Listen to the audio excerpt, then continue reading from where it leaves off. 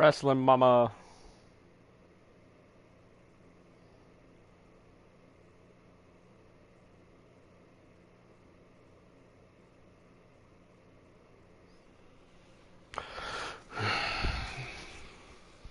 Good morning.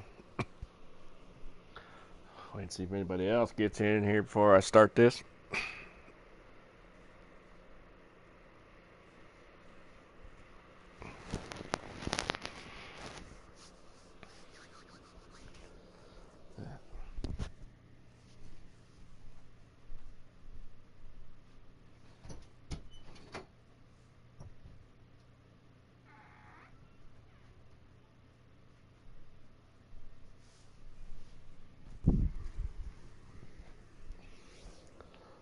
Silver Eye, Black Ice. Welcome.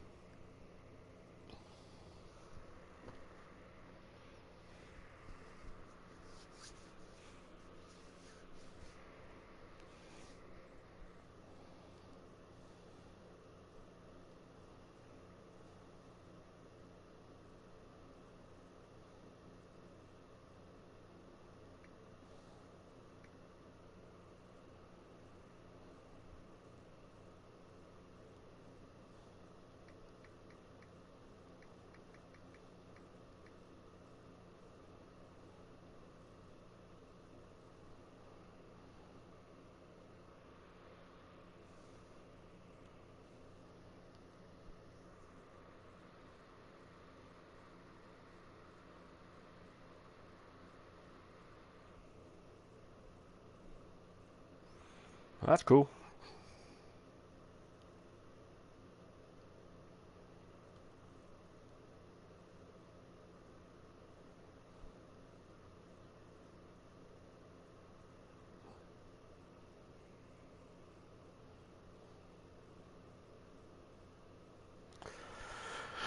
All right, let's get this going.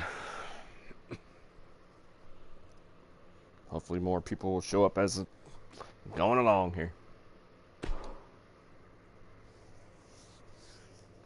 Oh, on today's NWA show, we got an 8-man battle royal.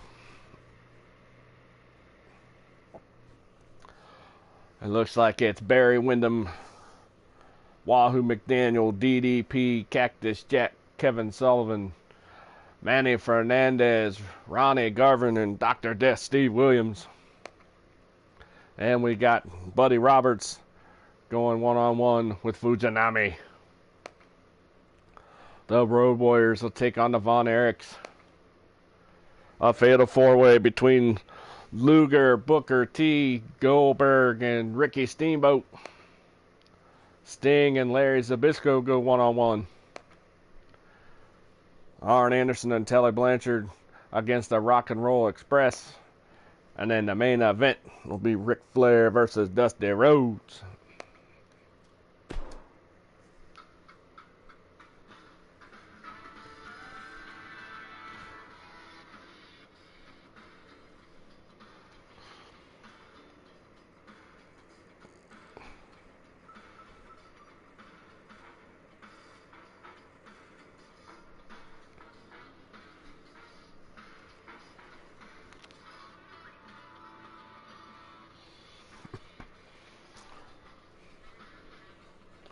And sorry if I sound like I'm just not into it, but got a lot of things on my mind.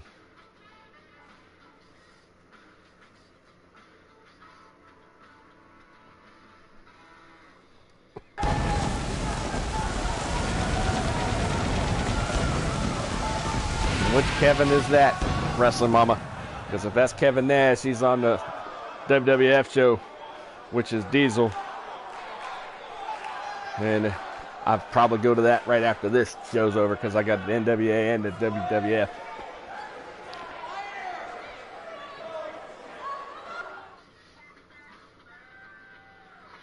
Like I said, I just got a lot of things running through my head right now. A little upset with Dougie wanting to quit and basically walk away and stop doing this because of, that's the way to do it, is because of what's happened to Drew. And, you know, Drew's upset because he doesn't want Dougie to quit, because he doesn't want to be the reason why. But, you know, Doug's pretty pissed off still about the whole thing, about the whole, you know, war being stolen, and, you know, everybody's favorite person not responding, not saying one fucking word about it. And then I just, you know, and then I got people over here constantly telling, oh, you know, I'm sorry, Drew, that's not right, he shouldn't have done that, but yet everybody still goes over to Pete's shit and supports him. Still over there kissing his ass, still over there being nice to him.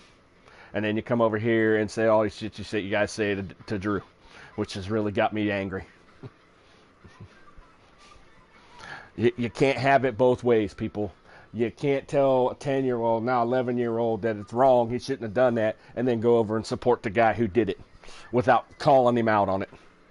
And so far, nobody's done it. Brandon!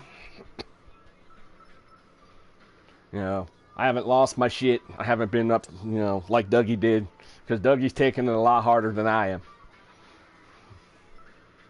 And it's my son that it happened to. These are his guys that was blatantly stolen.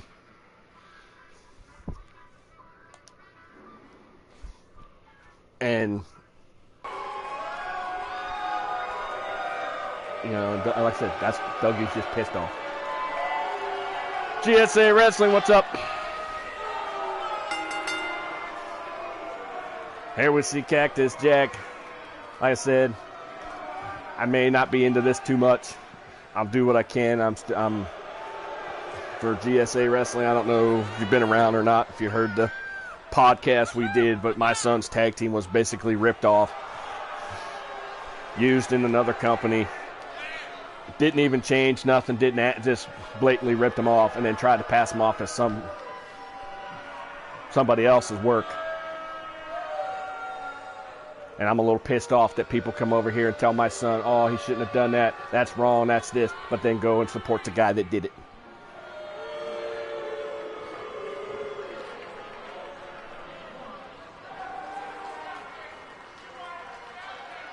Because you people don't have to sit here every day and listen to my 11-year-old say, Dad, why did they tell me one thing and do the other thing? And I have no answer for my son, because I don't know.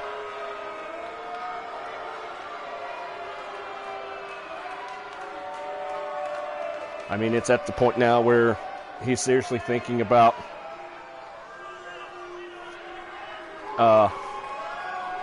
just doing away with his team altogether and coming up with something else, which is not fair to him, because that was his team. There we see Kevin Sullivan.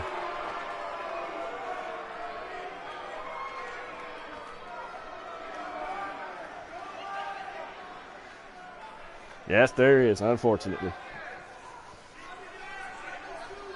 You know, I wouldn't have cared if it would have been, hey, I like that team, I want to use them, but I'm going to do something else with it. Is that okay? I'd have been fine with that. But just to blatantly rip my son's tag team off and then try to pass it off as your own, kind of fucked up.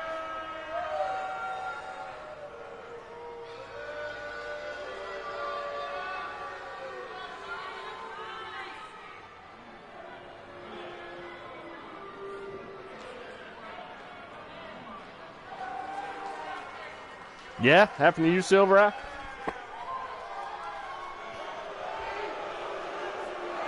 No. Like I said, it would have been something one of my guys or something like that, or, you know, somebody would have said shit to me. That's one thing. But this is a kid.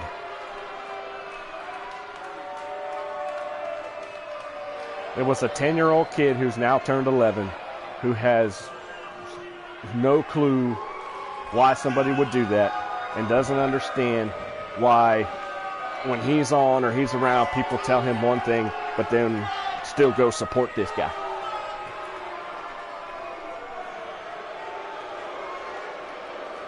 He said, and he's constantly asking me, how can people do that? I told him, I said, I have no clue.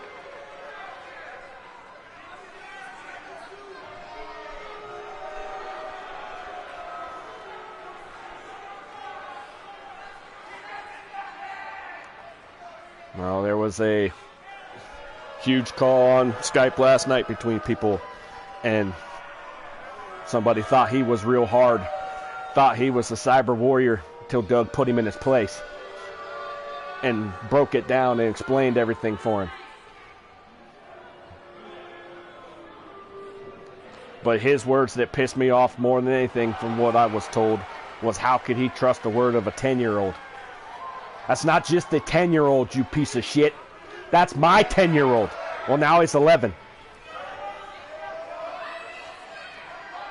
And I've raised my sons better than that.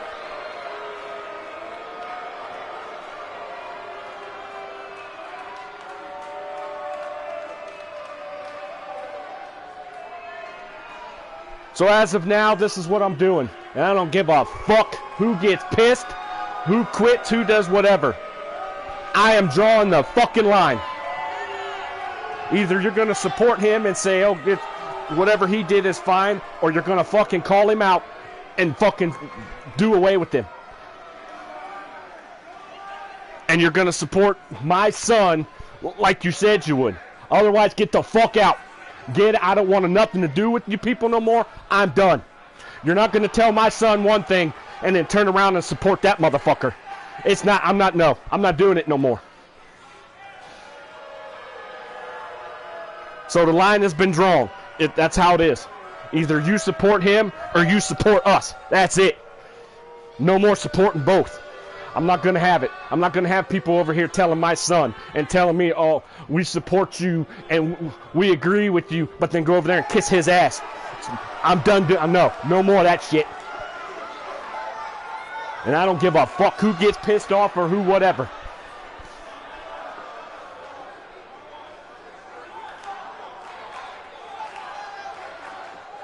So that's it. That's the bottom line for now on. If you're going to be here, you be here, but you don't support that fucker after what he's done. Any human being should know better. You can't kiss a guy's ass who will blatantly rip off a 10-year-old shit and then come over here, oh, why? Why would you, we can't believe he would do that to you, and then go, no, I'm done. I'm done doing that bullshit.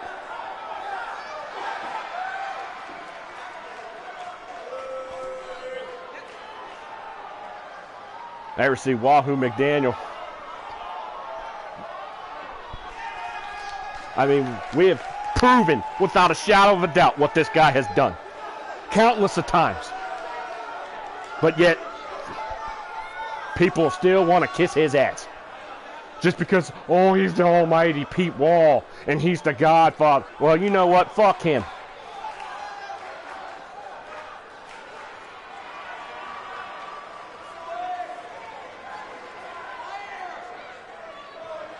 So, you can all let me know on Skype, or let me know in here. I don't give a shit.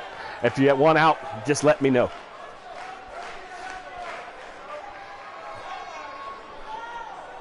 You guys can go over there with him, and thank you for your time over here, but I don't want you over here if you're going to do that.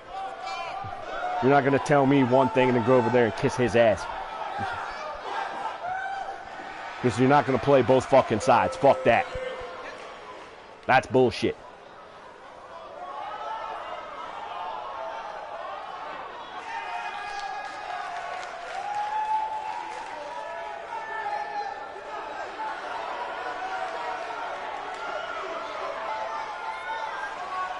Like I said, I have no idea what Dougie's plans are.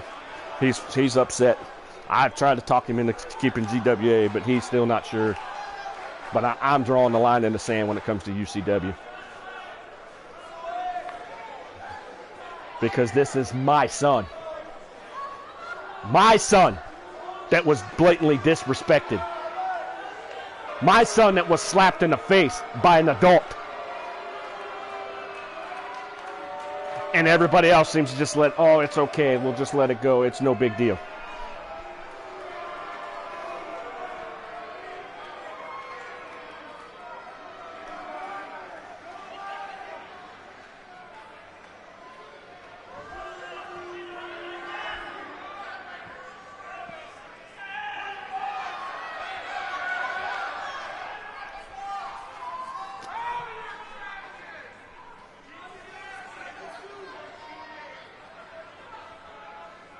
And like I said, I have eyes and ears everywhere. So people that I trust do hit me up. Say, hey, you know, this person was there talking this person was doing this person's doing that. So I know who's doing this and who's doing that.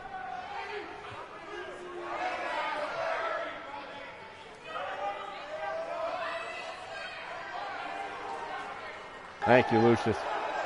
Barry Windham. Here comes Dr. Death. Damn shame how he had to die. Poor guy got throat cancer and it killed him.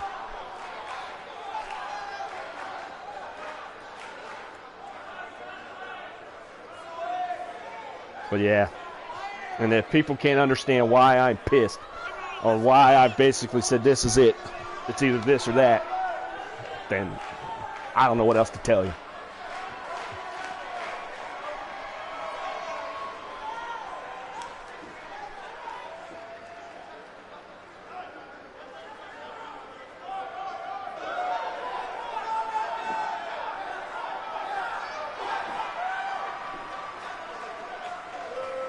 Yeah, you made Elizabeth 3 different times? Yeah.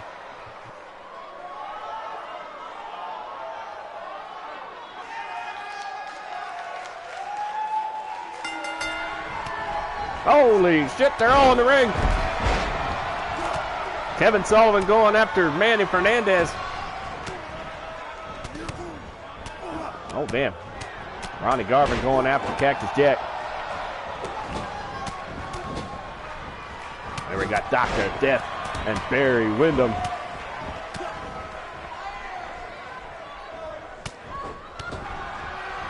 I don't know if anybody remembers, I want to think it was a Starrcade. I can't remember which Starrcade it was. It was Dr. Death against Barry Windham.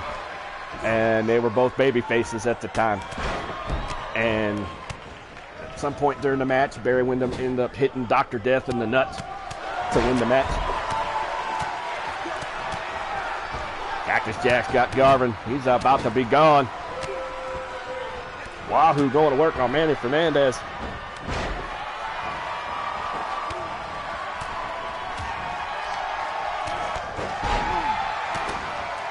But yep, like I said, the line has been drawn. People aren't going to have their cake and eat it too, because that's not how the fucking real world works. You're either going to support me and my now 11-year-old and say enough is enough with that guy, or you're going to go over there and support that guy and not support us anymore. And I'm okay with that. If that's what you choose, that's fine. Garvin's gone. But I just need to know who's in, who's out. But if you're in, you're in. You're not going to be over there supporting his ass. I can't have that.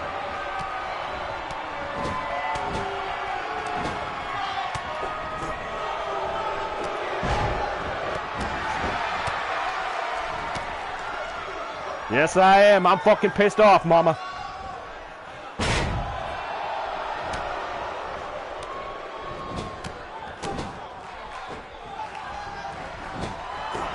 I'm pissed off how people will tell me one thing, that it was wrong for Pete to do what he did, but then go over there and support him and say, oh, basically tell, oh, it's okay, Pete, we don't care that you took a 10-year-old stuff, and then basically disrespected him.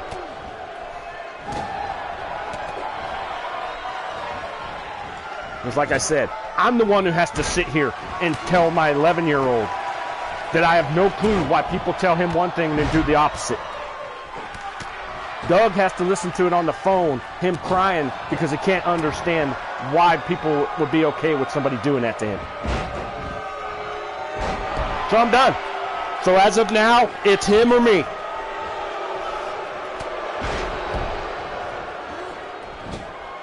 And if you choose him, that's fine. Thanks for your time in here, but don't talk to me no more. I'm done. You go over there with him, you do your thing over there with him, and you guys have fun. But just leave me the hell alone.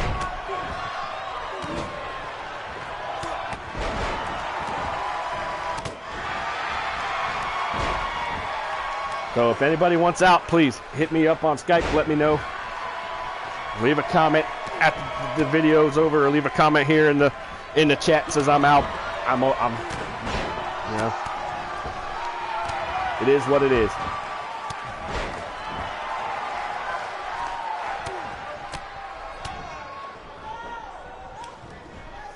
Okay, Elizabeth's second costume, that is the original one. Oh, okay.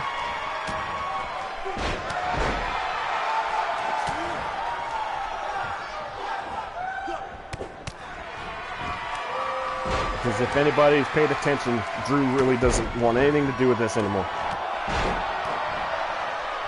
Oh, it just hasn't been the crazy. It's just been, I'm just done.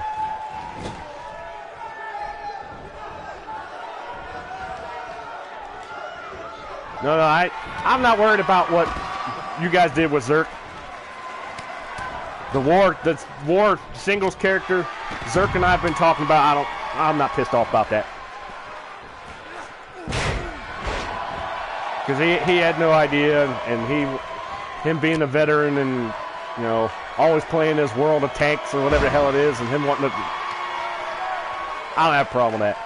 My thing is how an adult stole a tag team from a 10-year-old, put it in his company, and said he made them, and fucking lied about it.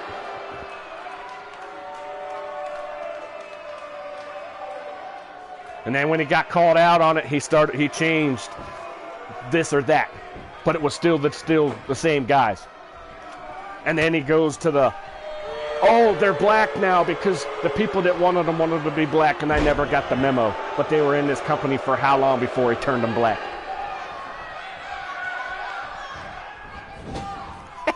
Lucius, you are obsessed with that.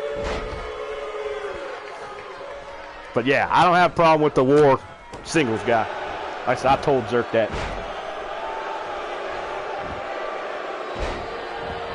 I'm upset that people can still support a guy that blatantly ripped off something for a 10-year-old and tried to pass it off as his own fucking work.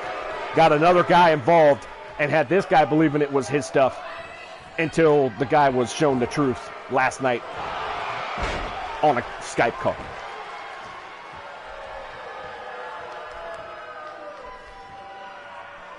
But for that guy to say, how can he take the word of a 10-year-old? Because it's my 10-year-old. And I've raised my son to do the right thing.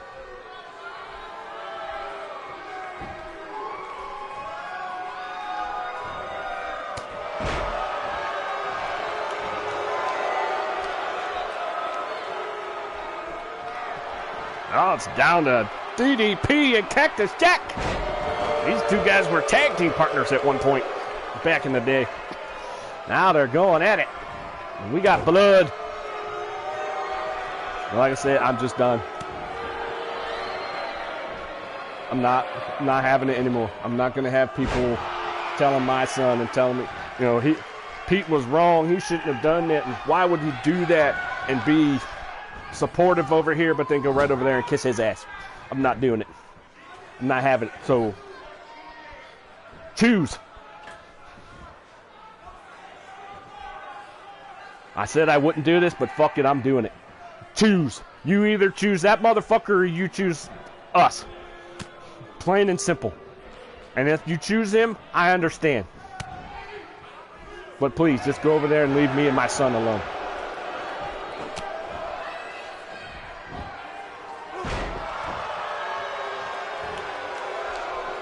Well, depending on how many people leave, Brandon. If people start leaving UCW, I'll just let the roster drop to whatever it goes to, and then I'll Give me a list of what you're looking for, and I'll see if I can find them on the community creations, and I'll add them to these shows.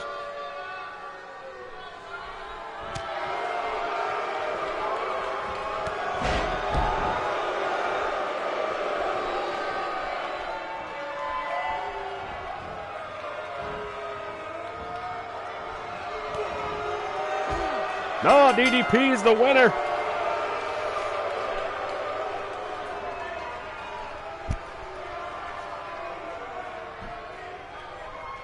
The hell was that? Hold on for a second.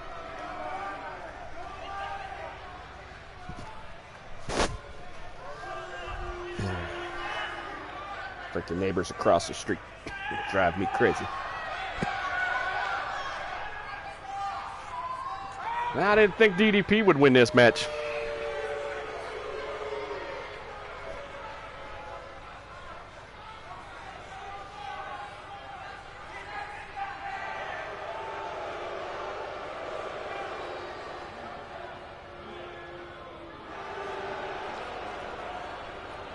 How shit do you need to be to rob someone? Okay. Yep. And like I said, I wouldn't have had a problem if we would say, hey, I'm taking these guys, I'm going to do some stuff with them because I like what they look like. But he just blatantly ripped them off and tried to pass them off as something he came up with.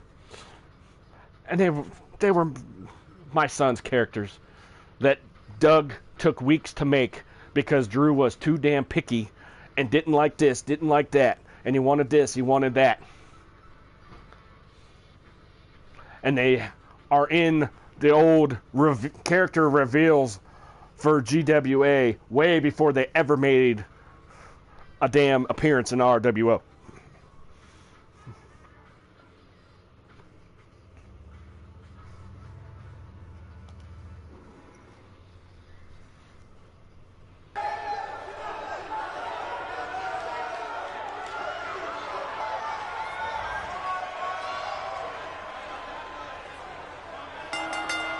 There we see Buddy Roberts, former Freebird. Because like I said on the last episode, they kicked his ass out. The Freebirds are now Michael P.S. Hayes and Jimmy Jam Garvin. And they told Buddy to hit the bricks.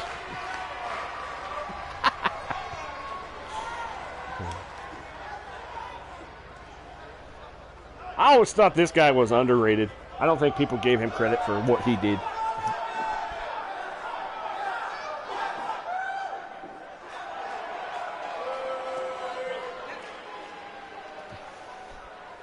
And here comes the Dragon. Tatsumi Fujinami.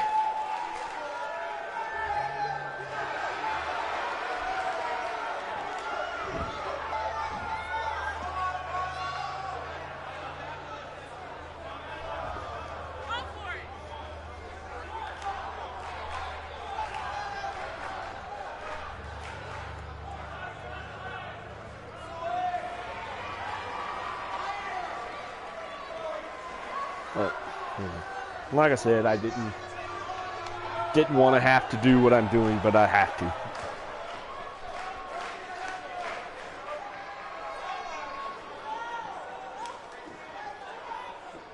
Like I said, please hit me up on Skype.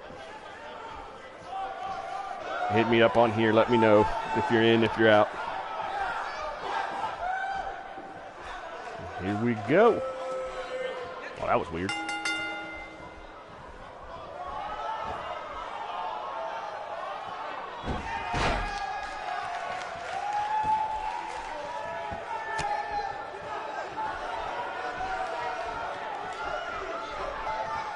There we go.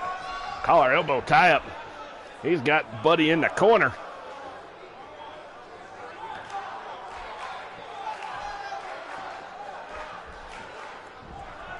Yep, you're right.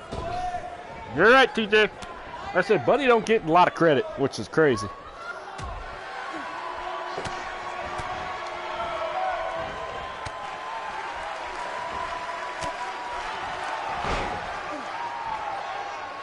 I don't know why he doesn't get the credit he deserves.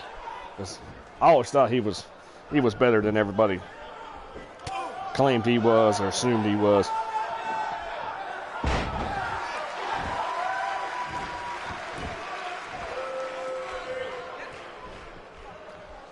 But he's got him, sends him into the corner. Oh, bounces hard off that exposed turnbuckle. I missed that. When the hell did he take that turnbuckle off? Checking my phone here.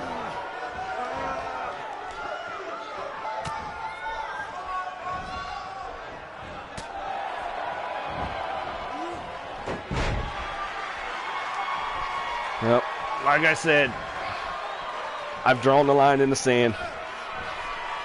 If you're going to be here, you're going to be here. I'm not going to be over there supporting a guy that rips stuff off of a kid.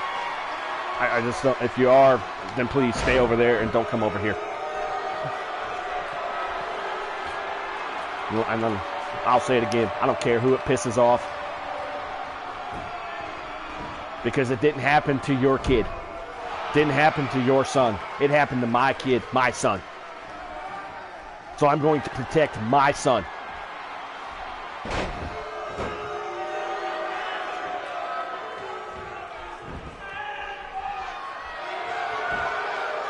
One, two. Oh, I thought he was going to get him.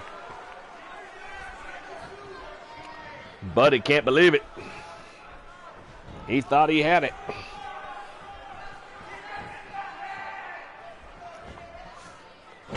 First DDT by Buchanabe.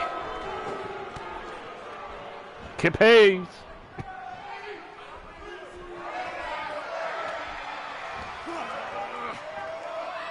And since you just got here, Kip, I'll give you the short version.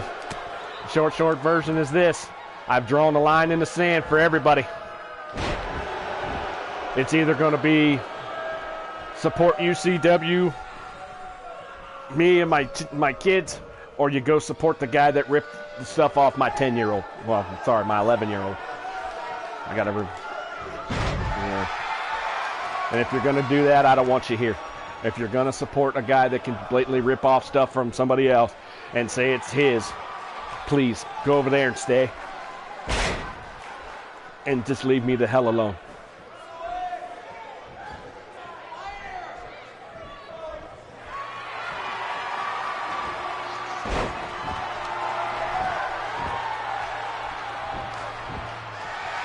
One, two, and a kick out.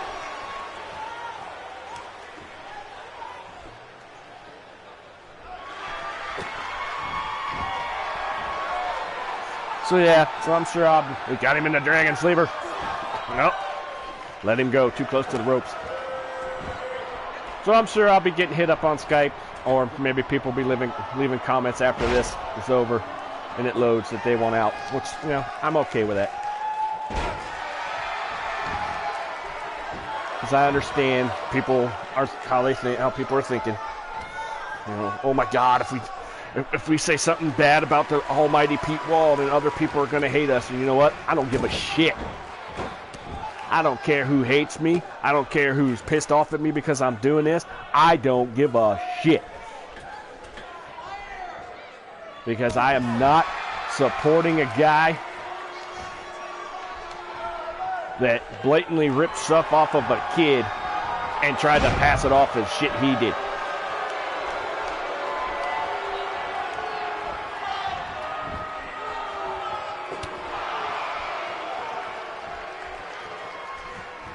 Like I said, I know who's been over there. I know who's been over here telling us, oh, this and that, and then going over there kissing his ass.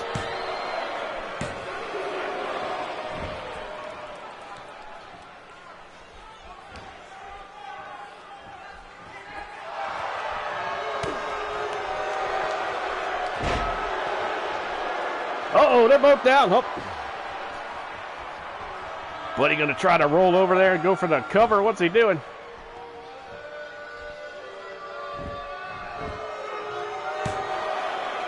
Two, three. Oh no! Kick out at the last second. Holy crap! I thought it was over.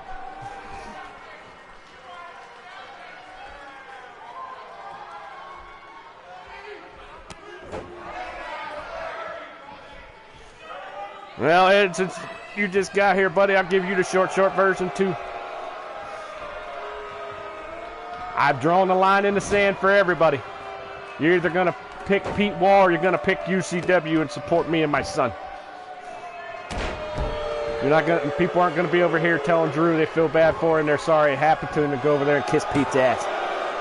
For now on, if you're going to do that, stay over with Pete.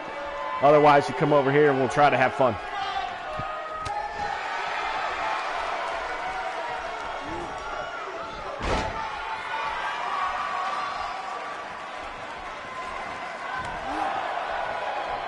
So I just need to know who's in and who's out.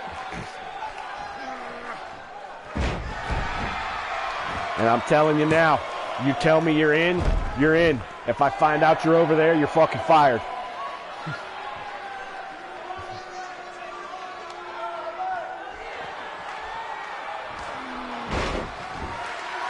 Because I don't need people telling me one thing and doing the other thing. No.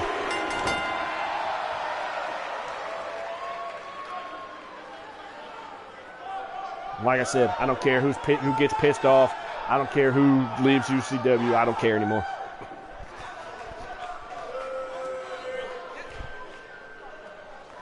Because I got people that want to join all the time. So don't bother me.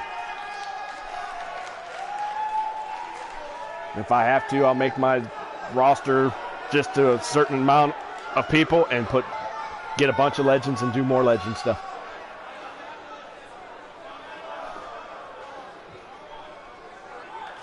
Everybody gets the win, I think, did he? Oh, no, he didn't.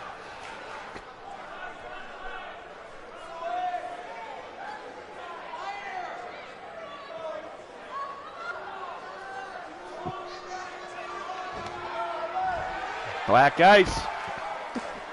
Sitting with her popcorn. Well, I'm not going to deal with it anymore.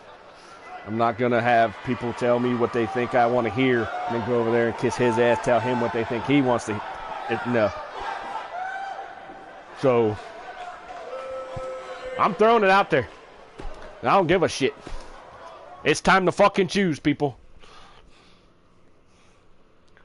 You're either going to support a guy that has no problem stealing shit from a kid, or you're going to support the kid that he stole the shit from. Simple as that. It's not going to be, I don't want to get involved, I don't want to do this, because by saying that, you're still basically choosing him. Because you're basically saying, oh, it's okay, he did that.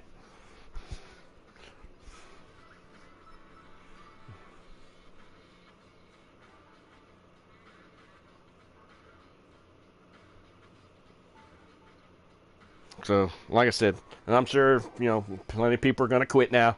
And I'm sure our subscribers are going to drop. And I don't give a shit. Because I don't have to buy my subscribers. All our subscribers we've earned.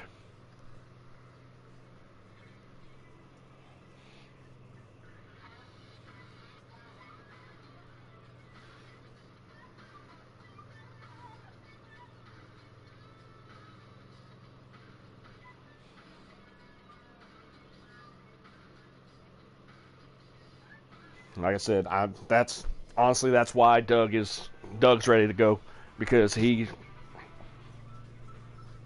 can't understand why people can say, man, why he shouldn't have done that? Why would he do that? That's not, and then turn around and support him. Like I said, I understand that people think that because he's got these 3,000 subscribers or 4th, whatever he's up to now, and people think, oh, if people sees me supporting him, maybe they'll come to my channel. But guess what? Not actually going to work that way. Because he still has the same amount of people in his show. He still gets the same amount of... Nothing has changed for him. The only thing that's changed is how many subs he's got, which tells you right there, oh, that's right, they were bought.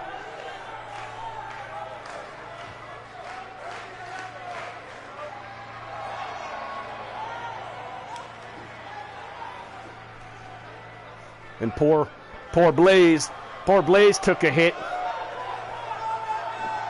because he's letting Pete get too much into his stuff.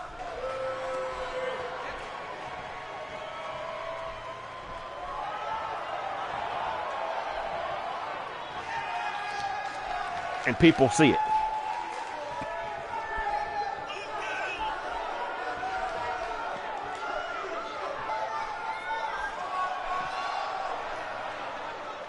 Oh yeah, we got the Road Warriors versus the Von Erichs.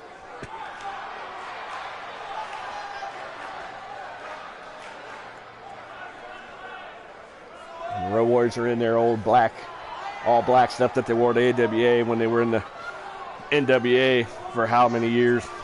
And I do have the red and black that they were when they were in the WWE. So if I ever decide to move them to the WWF show, I'll put them in that. Nice neck breaker by Hawk on the carry, Von Erich. And the Von Erich, that whole saga with that family is just, that's a damn shame. That all those boys felt they needed to commit suicide.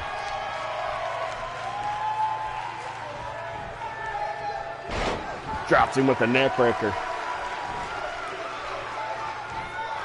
I understand, Brandon. Now you know where I'm at.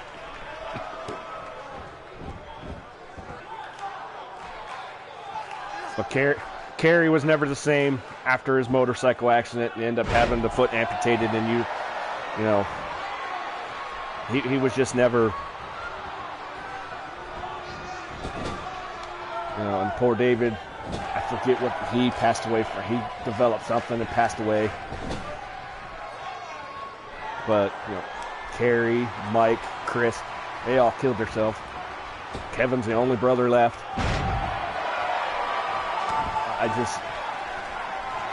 That blows my mind that all the brothers basically thought the same way. There was nothing left but for them to kill themselves. And Kerry's daughter was wrestling in TNA for a while, Lacey. Yeah, just crazy. Hawk tagging in Animal. Uh-oh, double T move, here we go. Big clothesline.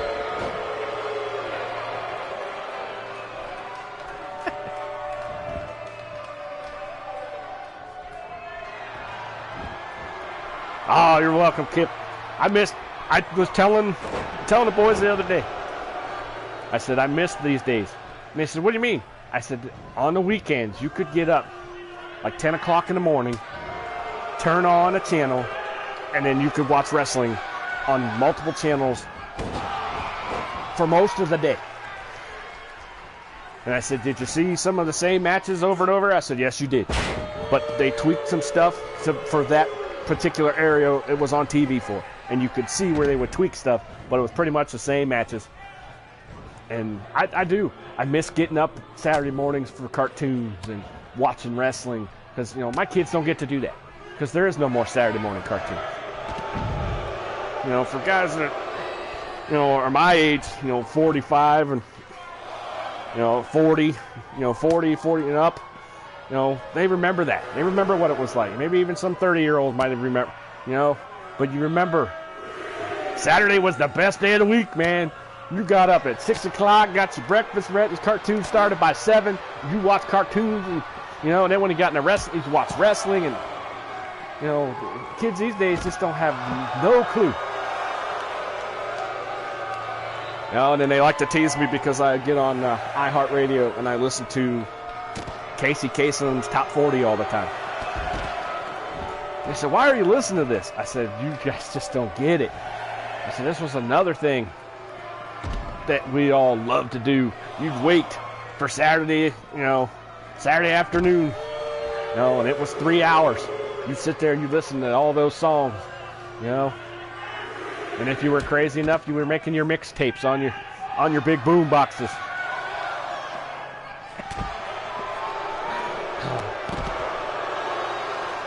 I even showed him a picture of the big boom box I had once. I said, yep. I said, here, you had to push this button and that button to record. I said, and you waited and waited until your song. I said, then you wouldn't get it right and it pissed you off. Then you have to wait till the song come on again. I said, but it was fun. That's what we did back then. Animal's got it. The power of these two guys was just unfreaking believable. Ah, Saturday morning as a kid was awesome. I mean, all the cartoons and all the stuff.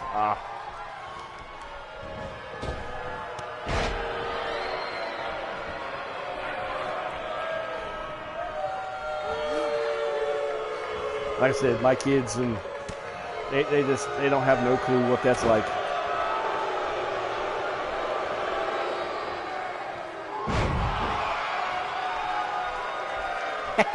I try to watch all the cartoons I can, but some of the ones they have on now are just So I try to get like on YouTube and other stuff and watch the old stuff that I grew up watching.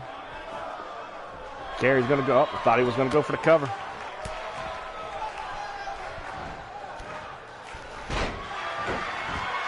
Yep. Yeah, then they said, well, what about during the summer when you didn't have, summer vacation from school? I said, well, during the week. I said, they didn't have cartoons on during the week. I said, so you get up the crack of dawn, get something to eat, tell mom, see ya, and you be gone.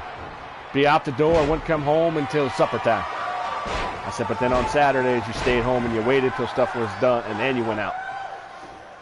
Then my kids go, well, we can't go run and do this and do that. I said, that's because it's not that I don't trust you. I said, I just don't trust people in general anymore. No, but we're talking about the old days, buddy, because I'm going to be 45 years old. I'm old. We're talking about what it was like to get up on Saturday mornings and watch cartoons and watch wrestling all day and go play with your friends outside and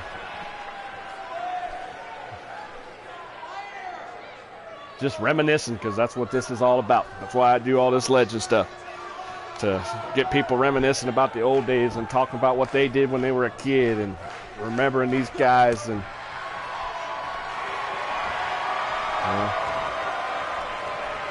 that's 2 out of the 4 guys in this match are now passed away. Hawk is gone. Kerry Von Erich's gone. Animal and Kevin, the only 2 left out of this match. Animal's got Kevin, dragging him to the corner, going for the cover.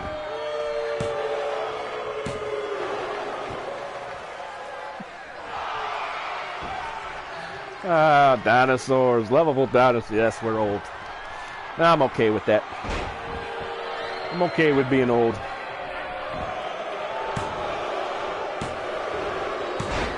The Road Warriors get the win.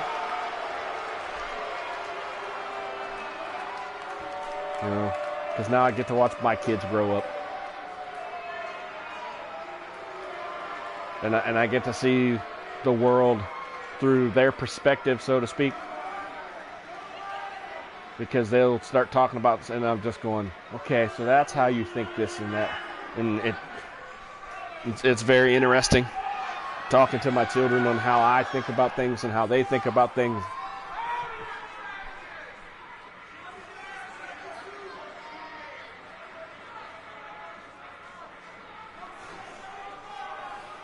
Oh, nice neck breaker there by Hawk. Damn shame Hawk had all his issues he had. He just couldn't beat those demons.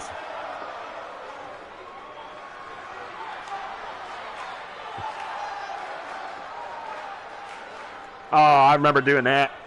Making the ramps. Yeah, because where I'm at now, where I live at now, I live 2 houses down from my mom where I grew up. So I'm on the same street that I grew up on. And when I was a kid, nobody came back here on this street. I don't know why, they just didn't. So we would play in the street.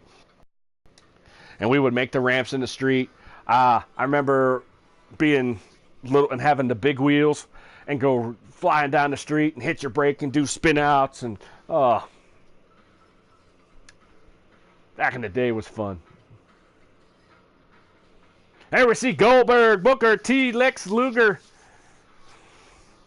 and Ricky the Dragon Steamboat.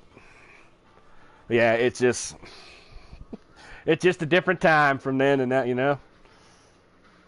Because like I said, when I was a kid, and I'm sure plenty of you guys in the locker room there, when you guys were kids, your parents probably never locked the damn door, locked the window, nothing.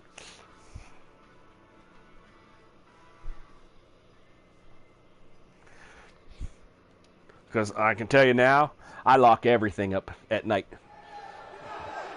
Because it's just a different time. It's just a different... Here comes Booker T! Five-time WCW champ. Can you dig it, sucker?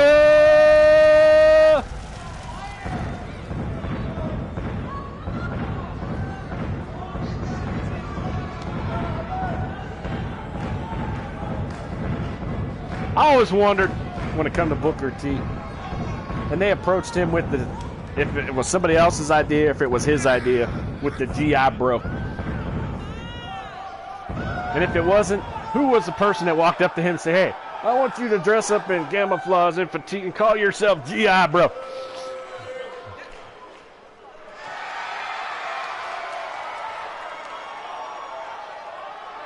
Awesome.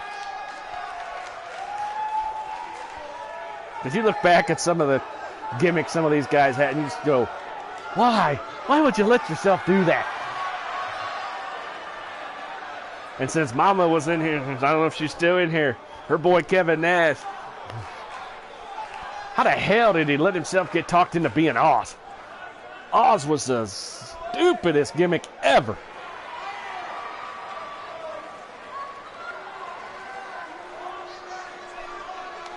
Lex Luger.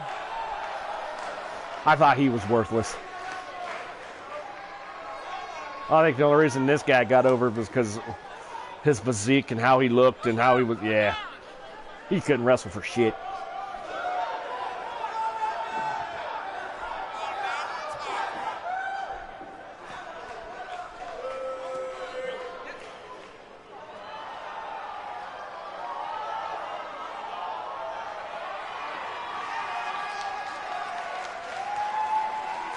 But yeah, I'm sure there's, you know, if anybody else in there wants to chime in there, people that had multiple gimmicks, and you just want to shake your head and go, why? Why would he do that? Let me know. Let me know whose gimmick you thought was stupid. Like I said, Oz, by far his dumbest thing you've ever done. But I'm sure he was like most guys, you know, still trying to make his way into business and going, I'll do whatever you tell me. Just, you know, don't fire me.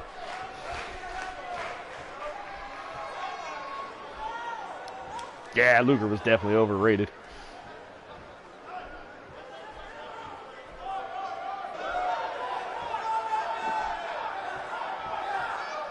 And honestly, this guy's not that great. They just pushed him at a time when something different needed to come along. And he was lucky enough to be the guy they pushed. You know, when you push a guy to a supposed 170 wins,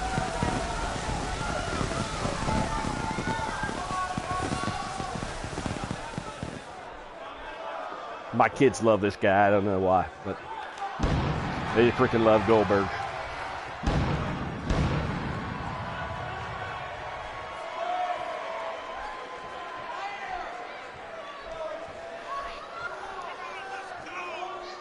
Oh, Kip, that is Dwayne's favorite guy from back in the day is Papa Shango. Was watching old stuff on the network, and he happened to be on there, and Dwayne's like, what's that? I said, that's Papa Shango. I said, but then he turns out later to be this guy, then he becomes this guy, then he becomes that guy. I love that Papa Shango. So, yeah.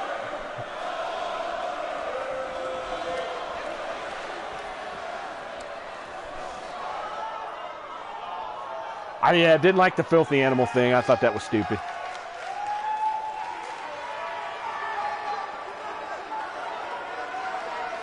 Ricky the Dragon Steamboat.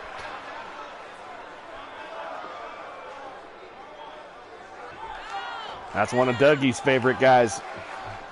Iceman King Parson. Always loved Ricky Steamboat. The first time I saw him, I was just like, oh man, this guy.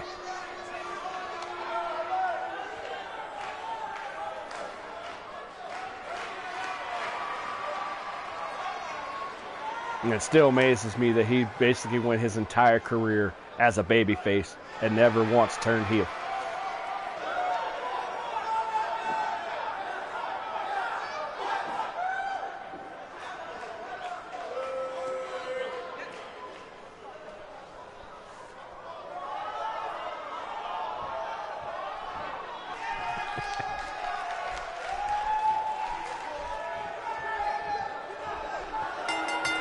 All right, give me an example, TJ. Luger throws the dragon out. Goldberg and Booker T going at it.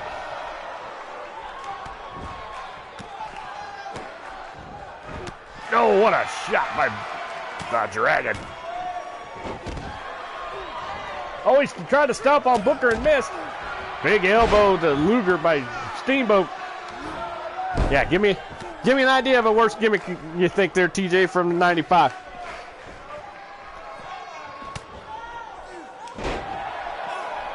Because I know there was a lot. I agree with you. Some of them back then just go, oh my God. What a neck breaker by Booker, too. I'm not going to lie. When they did the whole King Booker thing with him, I thought that was awesome. King Booker. And his wife, oh, hell, King Booker. Another neck breaker. The Patriot gives Hot Stuff Eddie Gilbert. Oh. Hot Stuff Eddie Gilbert is another one of Doug's all-time favorite.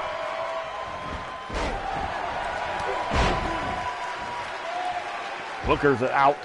Goldberg slowly getting up. Ricky's gonna fly. Oh, and he missed. Oh, we got the two big guys now, Luger and Goldberg.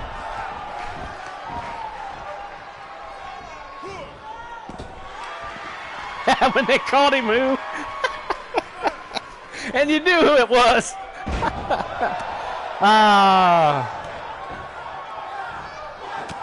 Who? And he did. Who's on first? Yeah, that was. Yep, they put him in yellow, and the mask was, I think it was yellow with a little bit of red trim around it, and he was like, who? That's who? The what? Joel Southgate.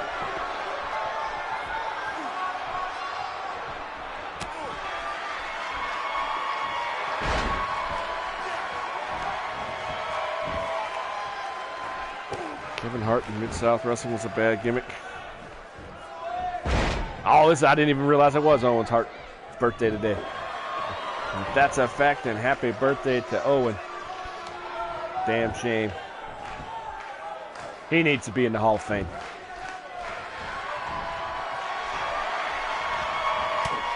They need to put him in. They need to put more of his matches on the network, because the kids from today need to know who he was, what he did. There's the jackhammer by Goldberg, but he's not going for the pin. Who the hell's he going at? Oh, he's going after Booker T. Side Russian leg sweep.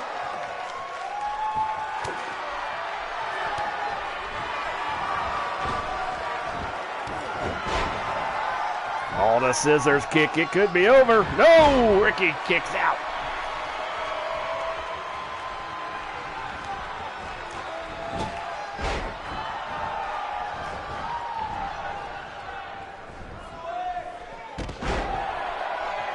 There you go. Yeah, I always liked Owen Hart.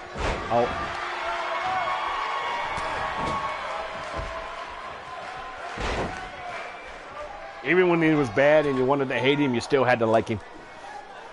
Because he played a baby face well, he played a heel well. I mean,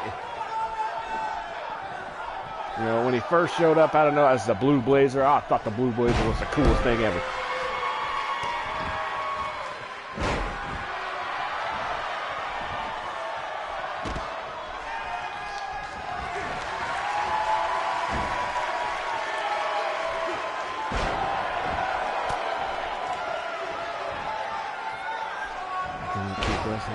Put him in the Hall of Fame. He stayed with the Hart Foundation. Okay.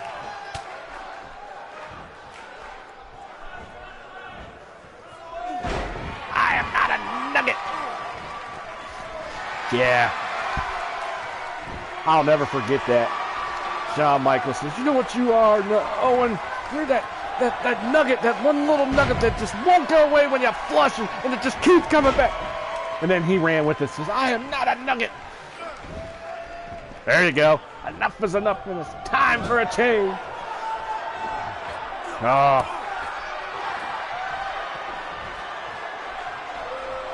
Yeah, he did some awesome stuff. He doesn't get credit for it. It's bullshit.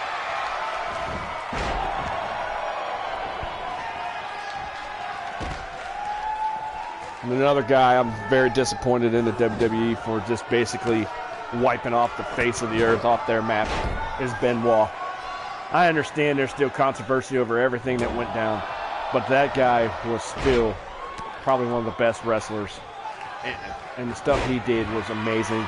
And they've basically blackballed him and act like he never even existed, which just got me pissed off.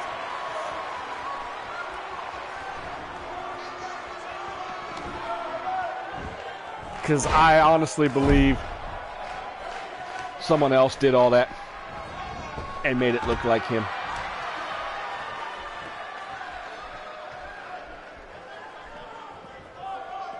Yep, he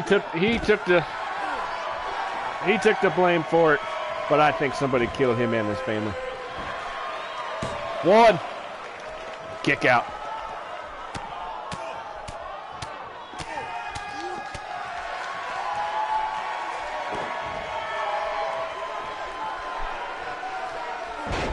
Oh yeah, Noble, you're going to have to go back and check out all this stuff. We were watching, what were we watching the other night? It was one of the old NWA pay-per-views. It was before they started becoming WCW, but it was the Road Warriors versus the Skyscrapers in a street fight. And my oldest daughter, Isabel, was asking, well, which one of the Road Warriors has passed away now? And I told her. And she's looking, and she's looking. And I'm like, what do you see, kiddo? I know that guy. I said, okay. And I said, well, which guy? She says, the guy with the red hair. I said, yeah, who is that? She says, that's The Undertaker. I said, yep. I said, only he wasn't The Undertaker then. I said, that was the gimmick that I ran into up at the Civic Center in Canton, Ohio, when I was turning around and walking backwards talking to a buddy of mine, and I thought I ran into the wall, and here I ran into him. And then he looked down, why don't you walk where you're walking, son? And I told him, and he was fighting Lex Luger that night, and said, I hope Luger kicks your ass. I said, because you suck. He started laughing and walked away and got on the damn payphone and made a call. What's that tell you? He had to use a payphone to make a telephone call back in the day.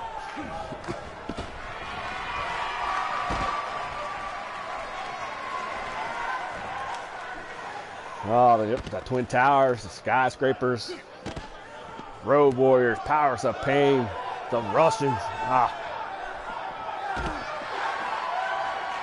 That's pretty much what I try to watch on the WWE Network. I try to watch all the old school stuff, but then the kids, oh, this stuff sucks. Because, they're still brainwashed by Vince and the machine that they do now.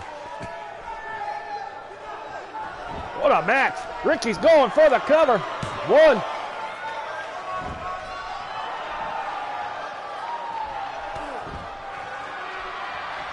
Yeah, NWF does a good job. Vince McSham's another one that does a hell of a job with the old school stuff. Yeah, I don't have HBO, so I didn't get to see it. I heard it was awesome. Goldberg's going for the cover. There's a 2. And Goldberg gets the win. It's crazy. But I did hear that whole show about Andre was awesome. My grandfather, man, he rest in peace, always told me a story. There was a bar right down the street that no longer stands. But the wrestlers used to come through here to go to Steubenville, Ohio, and wrestle there because it was the only way you could get to there was to go through here and go through Carrollton, Ohio, the only way to Steubenville. Well, shit.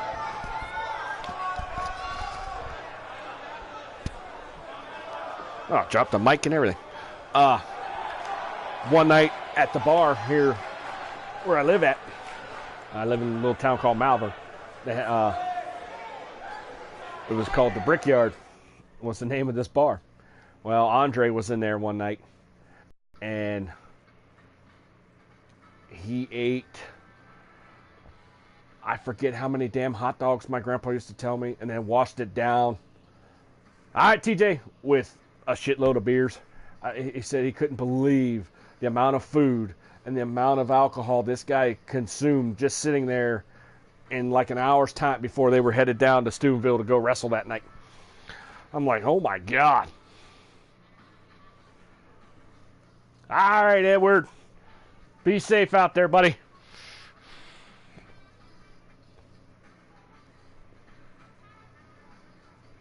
But yeah, it just amazes me. I mean, he used to tell me all the time, he says, you wouldn't believe the amount. I think he was eating hot dogs and drinking beers that night. He said, the hot dogs and the beer that man put away, unfreaking believable. I said, are you serious? He said, oh, I couldn't believe it. And there's countless stories of Andre going to, the smaller towns all over the country and stopping somewhere and eating like that and drinking like that, and people just being amazed at what he could do. As far as how much he could eat and how much he could drink. There we see the Stinger.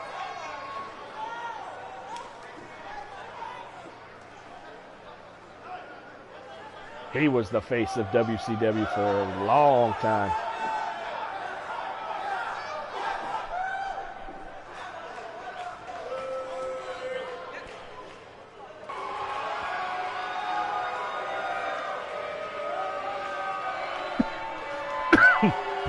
Oh, excuse me. And here comes Larry Zbyszko. People wanted to kill this guy back in the day.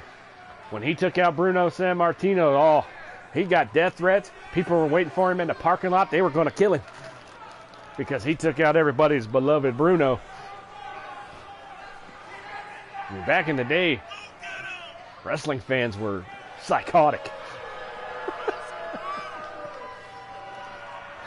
I remember hearing stories of how fans would wait for wrestlers after the match, wait for the partner, and try to fight them and try to do stuff.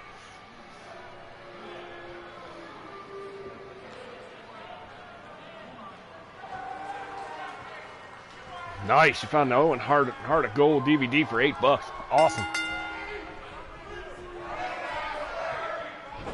Nice suplex by Zbyszko to Sting.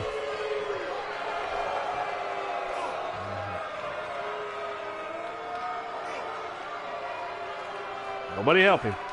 Sting's tag team partner. Well, we had multiple ones, Kip. If you're talking his very first one.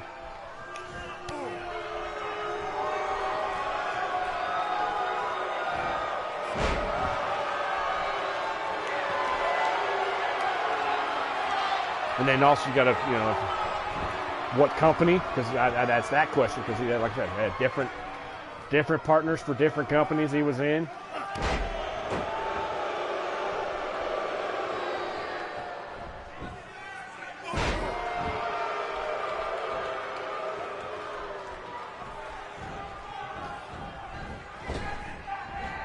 I'm sure he's not going to get the reference, but I'll say it. And they're talking about when they wore all black.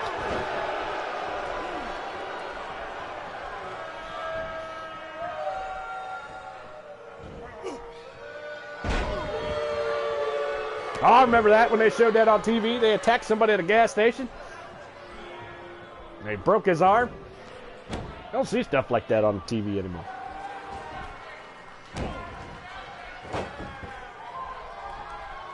Yeah. Give you partial credit for that, Noble, because Luger was his partner at one point.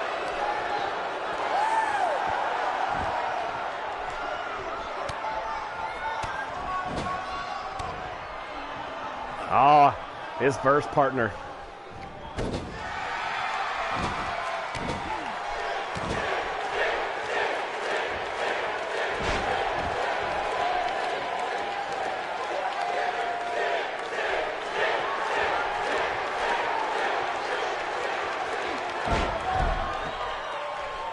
Yeah, because remember, first they were, I believe they were all red, white, and blue first. And then they turned them into the team that wore all black.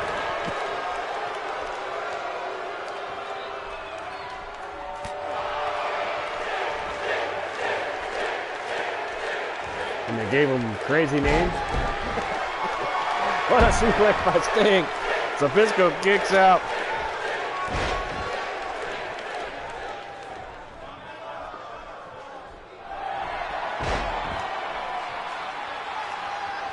Oh, can I tell him?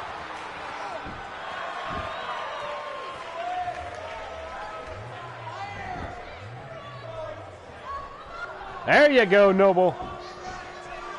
The CP43. What's up?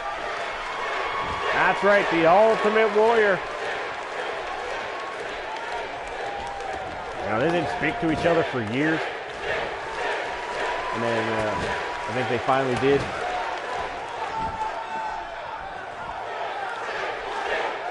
Sting's got Zbyszko up. And throw him into the corner. Oh, what an elbow. And a shot to the ribs. Big snapmare. Oh, it went for a headbutt, but Sting hit him with an elbow. Hit him in the gut. Oh, what a shot. Snaps him over. Reverse chinlock. Sting is squeezing on him. Yeah, I remember when that move was used in almost every friggin' match back in the day. If it wasn't, that was a headlock or an arm bar or something, and they would hold it on their opponent for at least 10 minutes. And we loved that stuff back then. Like I said, Dwayne is starting to get into it more and more, the older stuff. Drew still doesn't, he has a hard time getting into it because it's slow and it's, you know, I'm not gonna lie, it's kind of boring. But we all grew up on that. We all loved it. And like I said, as far as Backlash, you know, I see people talking about Backlash on Skype and other places. When Drew falls asleep and Dwayne is telling me this is boring, this is stupid, there's something wrong considering their demographic. They're out after all kids. Yeah.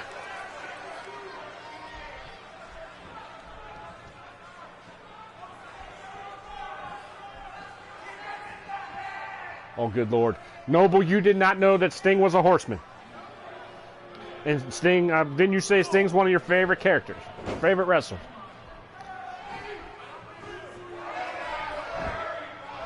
Yep, they made him a horseman, and they kicked him out because he wanted to be the world champion. And at the time, I agreed with the logic of what he said. You know, if we're all horsemen, who does it matter who's the champ? But no, it all had to be all about Ric Flair. So they kicked him the hell out.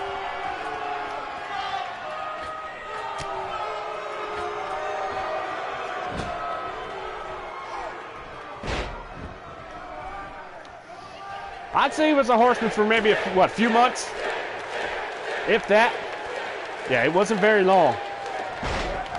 Long enough for them to, however long it took them to run that storyline.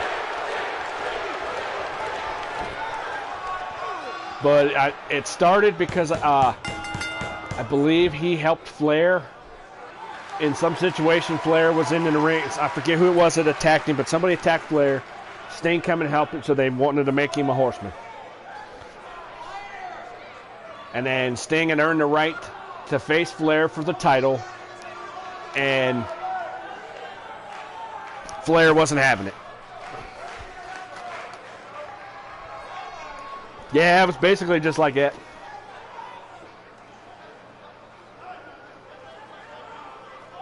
And the winner of the match is Sting.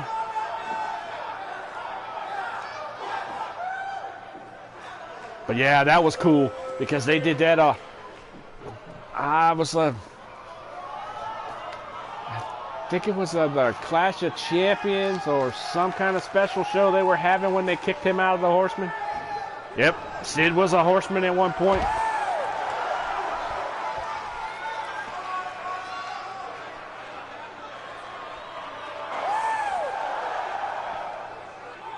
Said I miss the stuff they used to do back in. You know, I miss when Ricky Steamboat. How many people remember when Steamboat basically ripped the Ric Flair suit right off his body?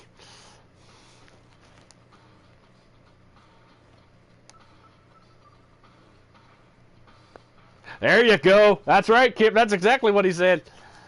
You're not a Horseman anymore. Get out of the business, get out of my life. Oh. Yeah, that was awesome. I said, you don't see stuff like that. You just...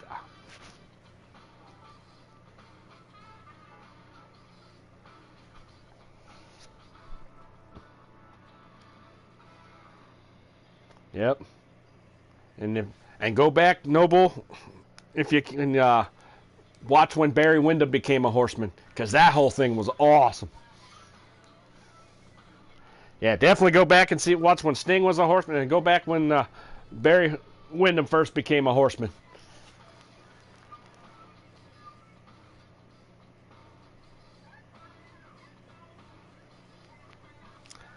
All right, Joel.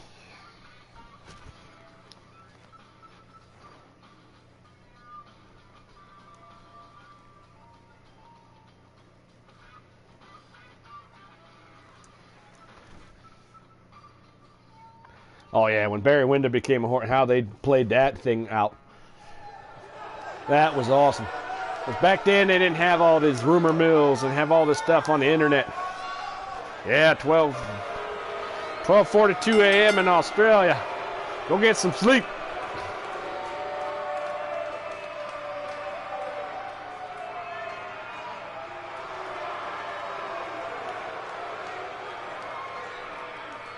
Luger was with the Horsemen for a while.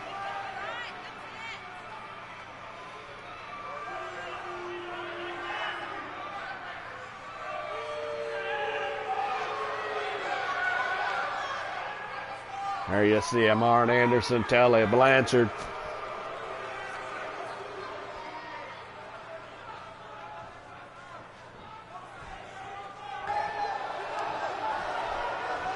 And here they come, Ricky and Robert, the Rock and Roll Express.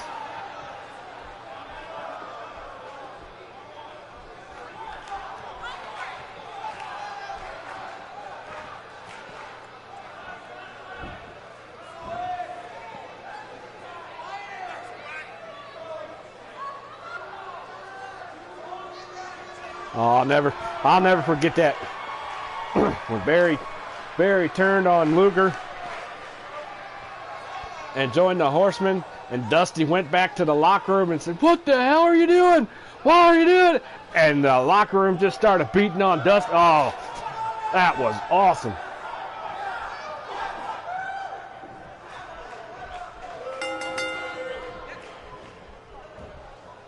Yep. Yes, Barry Windham was a Horseman. That is my all-time favorite version of the Horseman. Arn Anderson, Tully Blanchard, Ric Flair, and Barry Windham. And, of course, their manager, J.J. Dillon.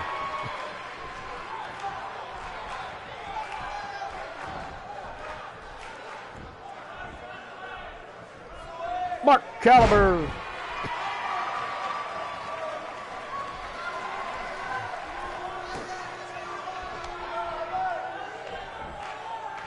Nice suplex. What? Oh no, kicked out. There we see, like I said, Arn Anderson, Tully Blanchard, members of the Four Horsemen, taking on Ricky and Robert, a Rock and Roll Express. Oh, anybody remember when Ricky Morton and Ric Flair had their little feud? And Flair took his face and rubbed it against the studio floor, busted him all open.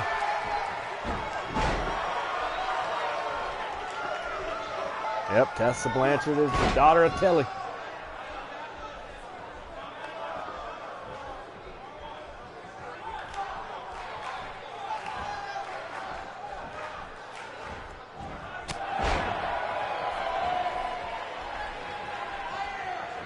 I'm old, Lucius. Like I said, I'll be 45 in October, and I'm okay with that. Then, Mark, you need to go back and watch all this old stuff.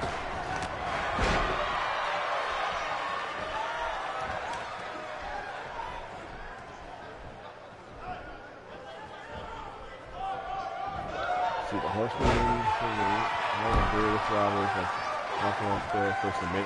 The Rock and Roll Express versus the Midnight Express were awesome matches back in the day. And then you got to throw the Rock and Roll Express versus the Russians. That was a hell of a feud. And then the Horsemen against the entire world, which was which was awesome.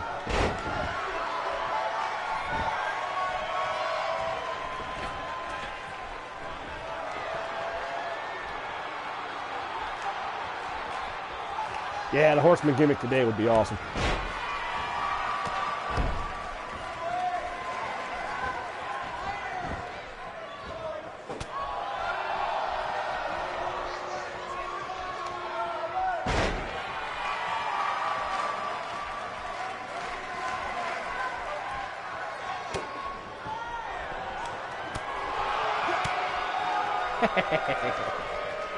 I know. Like I said, I have been lucky enough to be alive to have seen. I have seen every WrestleMania ever. I've seen them all, so that tells you how old I am.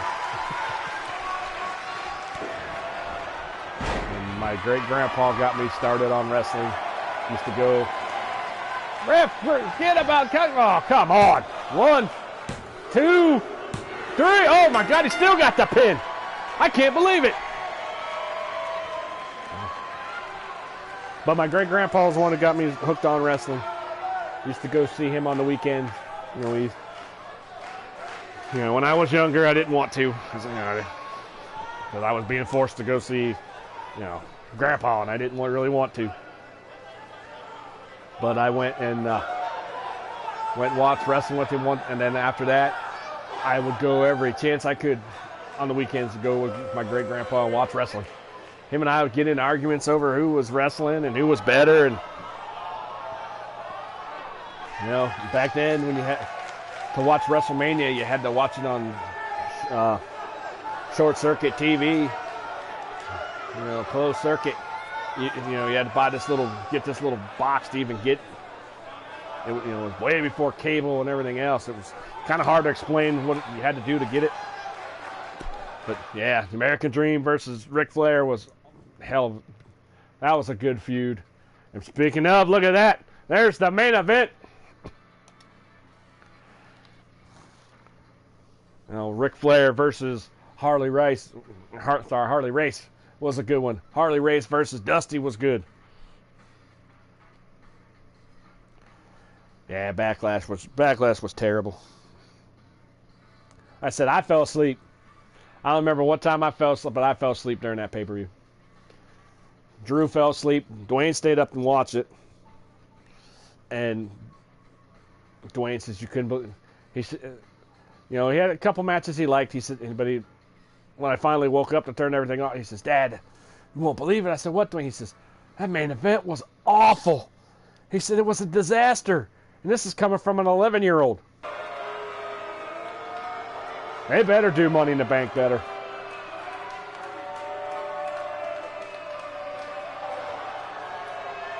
Making his way to the ring, he is the NWA World Heavyweight Champion, the Nature Boy, Ric Flair. Who'd you most compare Harley Race with in today's?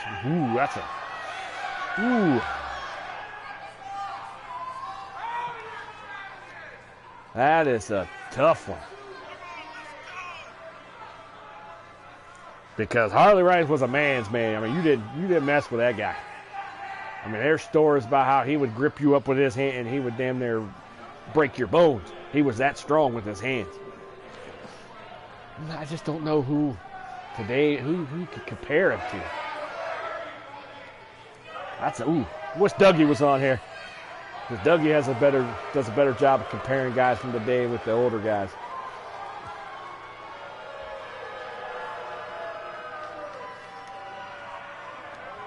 Yeah, he was big in Japan, and then he was big in the old NWA stuff. Him and Flair battled over that belt right there. Him and Dusty battled over that belt. Dusty and Flair battled over this belt. Because for a long time it was one of those three. It was Flair, Race, or Dusty.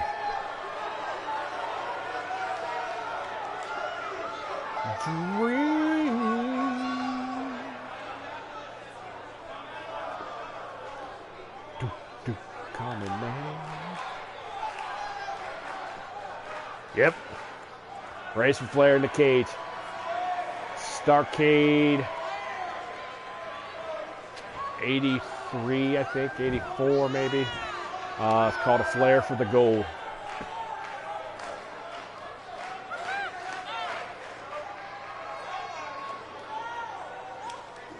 Yeah, first two guys qualified for Money in the Bank. Braun Strowman and Finn Balor.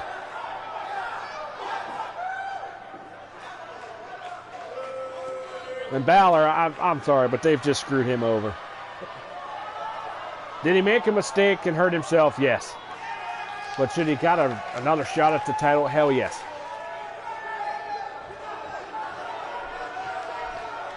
Yes, and Ember Moon qualified for the women. Big Bulldog by Dusty. Woo! There's that patented shin breaker. And I do apologize for Dusty being in the polka dots. But like I said, I don't have any space.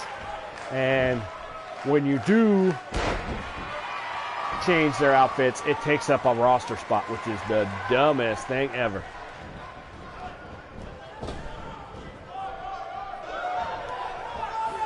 As far as I know, Seth wasn't in the qualifying match for the unless it happened later, because I turned the show off. Yeah, I can see. Yeah, Mark Henry might be like a Harley Race, because Seth just fought Mojo for the Intercontinental title.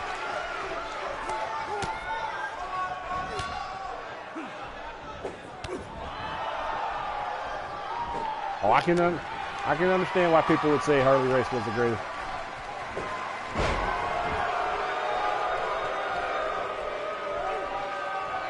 Yeah, I think Mojo Rawley's a joke.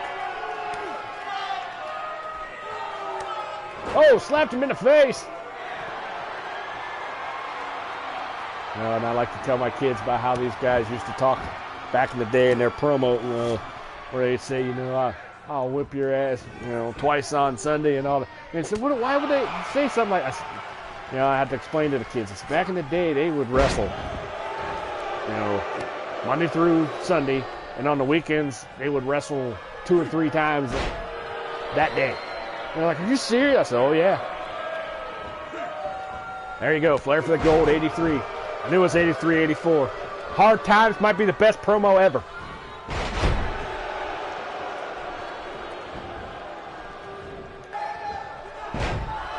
And I'd have to say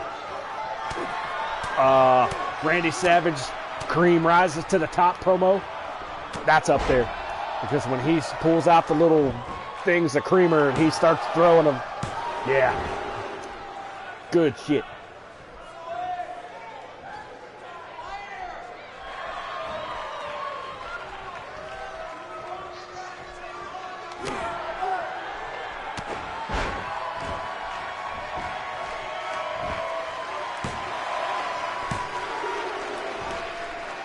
It's kind of, I don't know. I just think they could do so much more with him. Uh-oh, Dusty going to the second rope. Going for the elbow, missed. Yeah, hard times. And any promo by Jake Roberts is freaking awesome. Because that guy just, oh, good Lord. Because he just had a way about him of just talking like this. And he would suck you in. And then you would just be like, oh my God.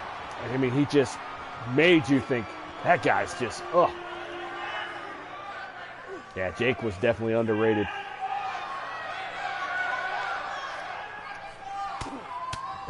And for the WWF to stop a program between him and Hogan because Jake was getting cheered more than Hogan is pretty damn stupid.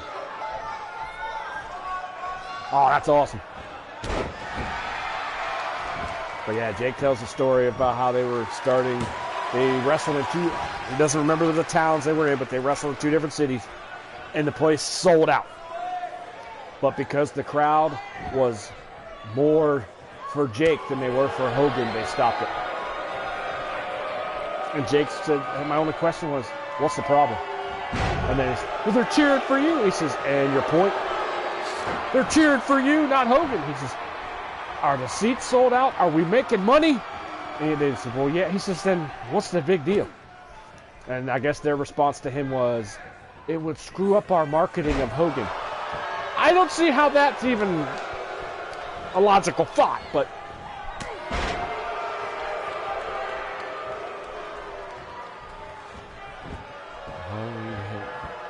Vegas. Oh, you okay? You guys were in Vegas for the Halloween Havoc? 24. Nice. But yeah, it was. Didn't understand that whole logic behind that saying, you know, we can't do it. Oh, Dusty tapped out! Dusty tapped out!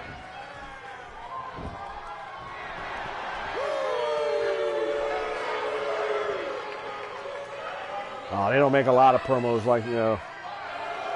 And for everybody that's in here, to remember watching like WWF Superstars or WWF Wrestling Challenge, and the guy would be in the middle of a match. And on the screen in one of your corners would pop up the little video of the interview they did earlier that day. And the guy would be in the match and he's doing an interview during the match. I missed that. I always thought that was so cool. Because they'd be either talking about the guy they're wrestling or talking about the next guy that they're getting ready to feud with. And then that guy would come on in a little vignette and he would talk. They don't even do that anymore. It's like, why did you go away from a lot of this stuff that worked, that the fans loved? I mean, they're just morons. I mean, they just don't get it. Yeah. And then, I don't know where DOA is, but he was supposed to be here, CJ. He remembers when they used to do, they'd have a match, and then they would go, now this was probably back in the 70s, they would do a match, and then they would go to an interview that was done earlier that day in an empty arena, and you would see him standing in front of the ring of an empty arena. I always thought that was cool, watching that stuff back in the day as a kid. And now watching all this stuff. All right, I'm going to go ahead and go to this WWF show next. Let's see what's going to happen on this show. And then that'll be it for this one. Oh, classic Ric Flair never gets old. Nope.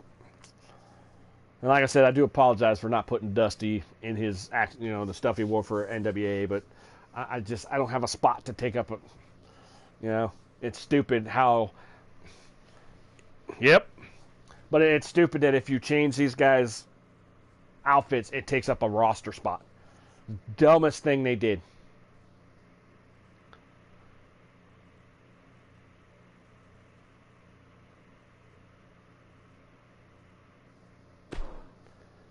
All right. Let's see. Hopefully, Mama will get to see her man on here. But there's the opening match. The Ultimate Warrior going one-on-one with Ravishing Rick Rude. There he is, Mama. Bam Bam versus Diesel versus Andre. Look at that. Rob Van Dam is taking on Sergeant Slaughter. And I threw Van Dam on there for the boys. Because, you know, they were like some of these guys that no longer wrestle. And since they were he was in ECW and the WWE, I put him on here. Just see something different. Look at this fatal four-way. Razor Ramon, Randy Savage, Mr. Perfect, and Brutus the Barber Beefcake. Shawn Michaels against the British Bulldog. What the hell kind of tag team is that? Edge and Christian are taking on Hogan and the model Rick Martel.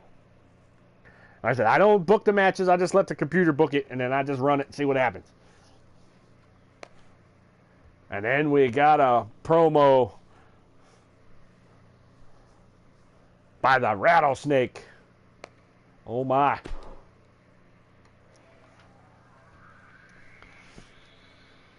Yeah, that's definitely different. Rick Martel and Hogan.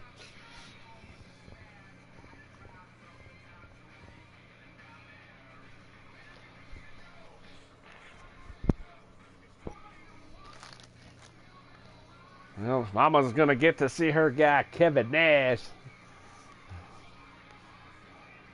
I always liked him as Diesel. Don't know why, but something about that Diesel character I always liked. Whether he was a good guy or a bad guy, I just liked that Diesel character.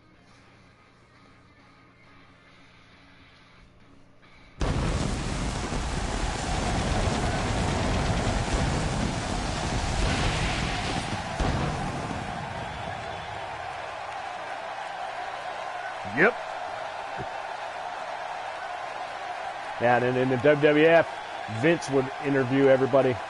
He would interview people in front of the ring and, you know, in the empty arena. Which I always thought that was cool, too.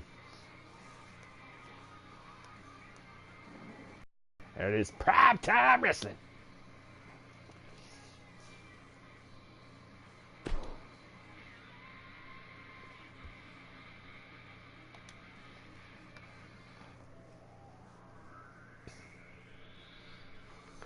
There we see the Ultimate Warrior. May he rest in peace. Ravishing Rick Rude. May he rest in peace.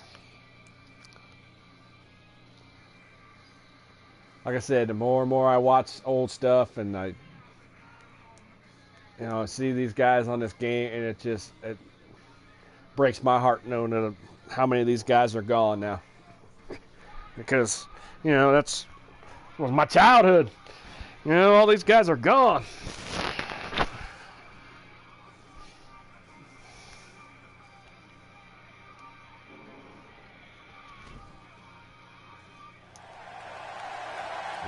My favorite two things ever, football and wrestling.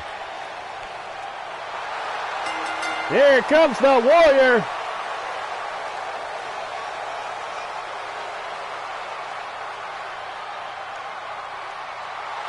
Never understood why he was crazy enough to do this.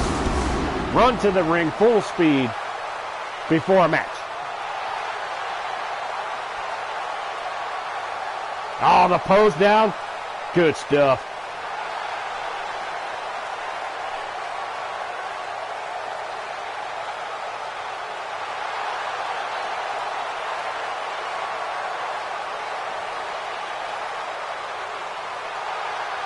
But like I said, I thought it was cool, but at the same time, I shook my head going, why? Why would you sprint top speed to the ring knowing you're getting ready to and already be exhausted before you even started wrestling?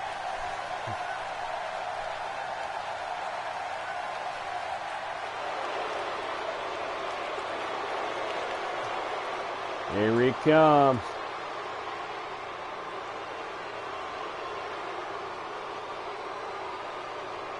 That's right, people. He's the champ. Ravishing Rick Rude. I think he was underrated too.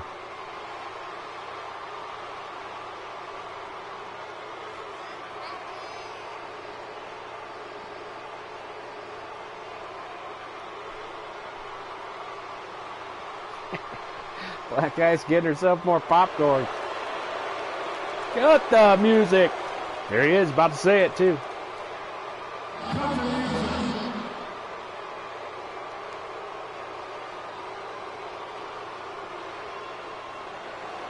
What I'd like to have right now is for all you fat, ugly, inner city sweat hogs, keep the noise down while I take my robe off and show the ladies what a real sexy man looks like. Hit the music.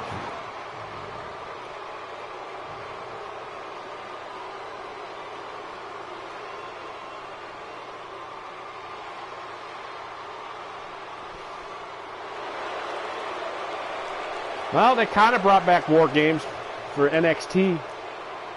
It was a cage was a little bit different, but it was a War Games match. It was pretty good. I just thought it was funny that they did a War Games in NXT and not in, WWE or.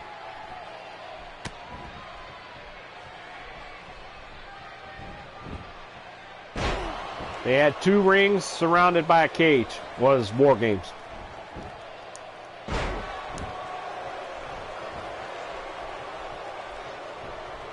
Basically, it was kind of like a Hell in a Cell, but with 2 rings side by side, and they've covered it all.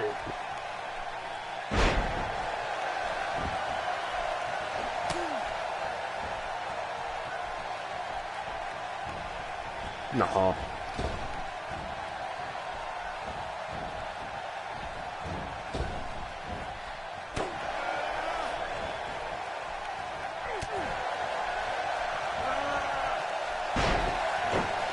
Yo, Joe.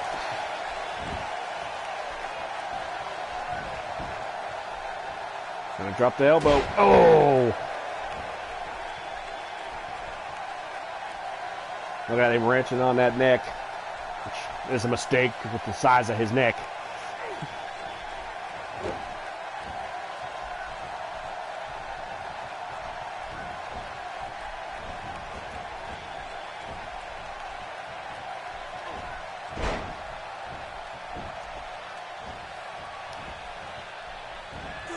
Mr. P. Sergeant Slaughter, the guy's still alive as far as I know.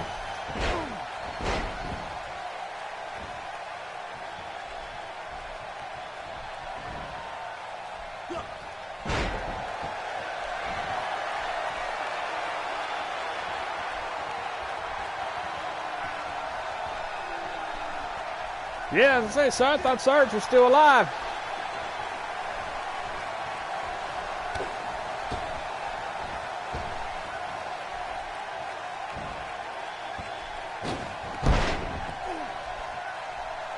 Yeah, he's gonna be 70 in August. Yeah, he's still working for the WWE. Some kind of ambassador or something. He's gonna drop him. Oh! And a splash. He rolls him over. 1, 2, and he just pinned the champion. Holy shit.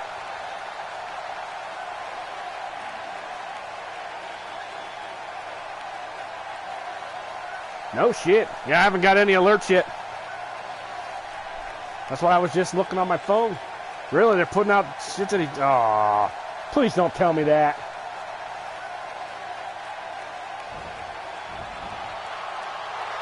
I'm seriously going to cry.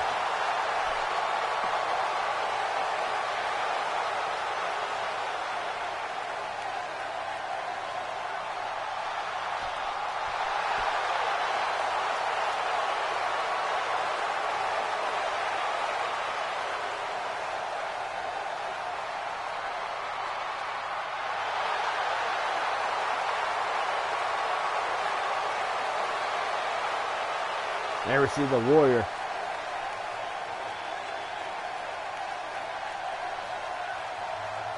What's an ultimate win?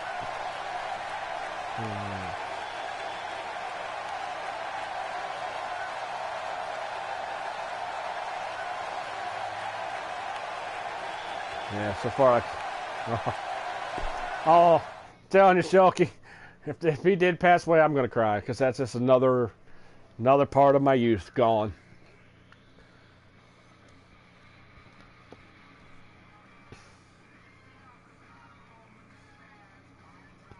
And that whole thing they did with him,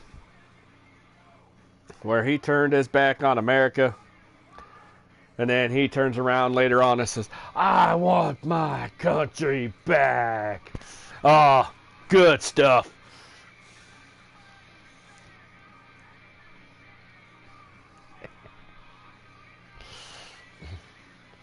Man, you don't, like I said, just don't see good stuff like that. Because honestly, I think the writers for the WWE now are freaking idiots. They have no clue what they're doing. They have talent beyond talent to work with. And they just don't. There he is! Big Daddy Cool Diesel! Oh, I'm not gonna lie. I cried yep, did the same thing. When they did that vignette and he says, "I want my country back." Tears, man. I'm like, please, just let him come back.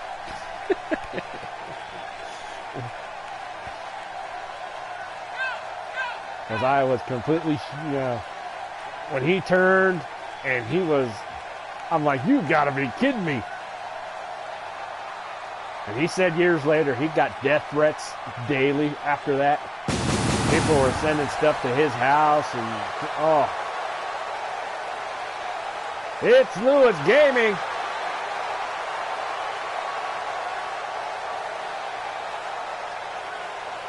Okay, why should the Road Dogg be fired? I don't think he's a writer. I think he's just a road agent. He just makes sure people get to where the hell they gotta go.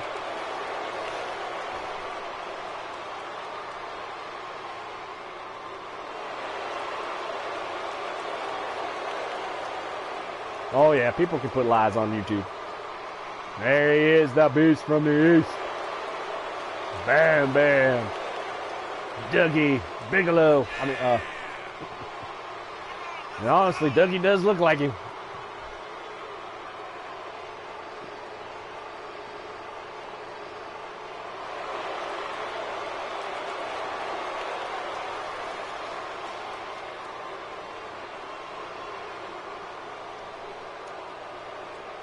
Well, thank you, Lewis. We appreciate it. But there you see, Bam Bam Bigelow. May he rest in peace. Just for a guy his size was just, oh.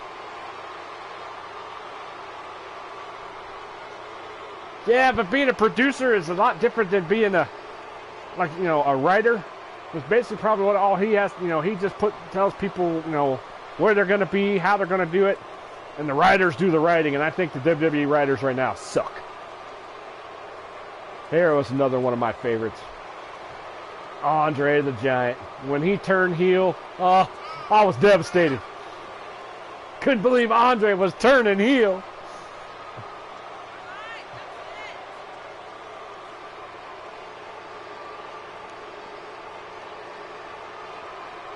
Oh, I hope it's false. I really don't want Sarge to have passed away now. Oh.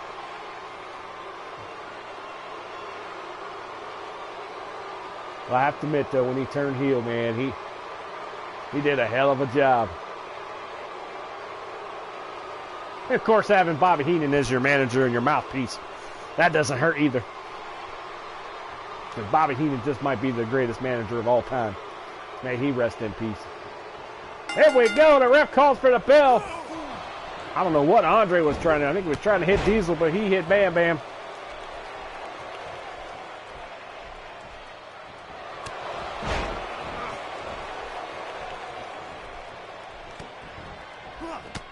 Diesel hits Andre, knocks him on his ass. Then he slams Bam Bam. Oh, when he turned heel, oh. Not going to lie. Didn't see it coming. Did not see that one coming. That's what I said. Back then, they made things look, you know, you didn't see stuff coming. Now you can predict what's going to happen. It's sad how easy it is to, oh. I might do that one of these days, Lewis. Right now, this is my universe mode. I did a NWA show earlier, and now I'm doing the WWF. But sometime I might just get on here and just do a classic Rumble and put all those guys in it just to see what happens. There you see Bam Bam. He's going to fly. Man, his size coming off the top rope always amazed me back in the day. I just couldn't believe it. Andre just took out the ref.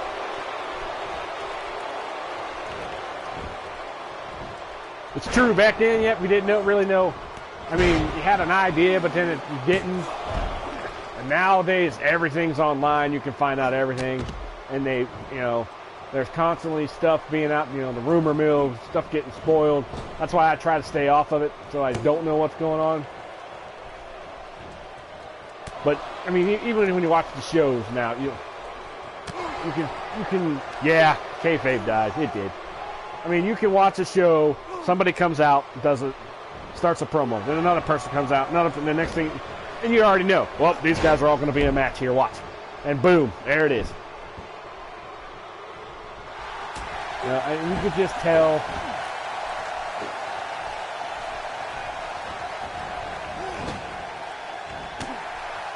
Yeah, kayfabe is, it's just, I mean, because I can tell you, back in the day, Vince made the heels travel together, the baby faces travel together. They didn't stay in the same hotels. They didn't go in the same locker rooms.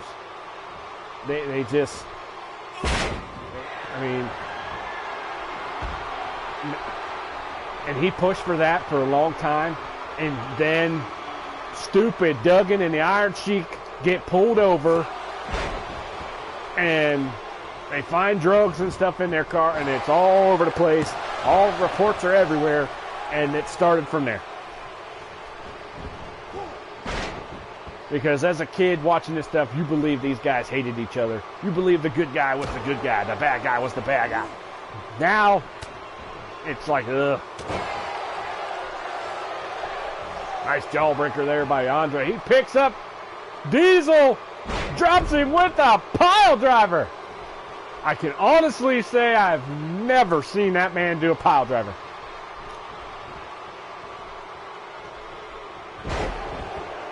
Ricky Armstrong, thank you for the follow on the PlayStation. Let's see, what are you going to do? What are you going to do in the watch aside? For you, Andre. Oh, it was awesome. And the whole, this man went Ricky Armstrong. And when they went to the, Andre's gone 15 years undefeated.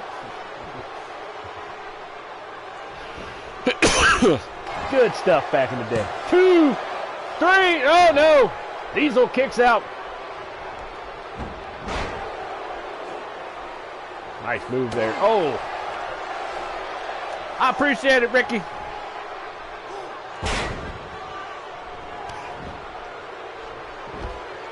Uh-oh, he's got him covered. 1.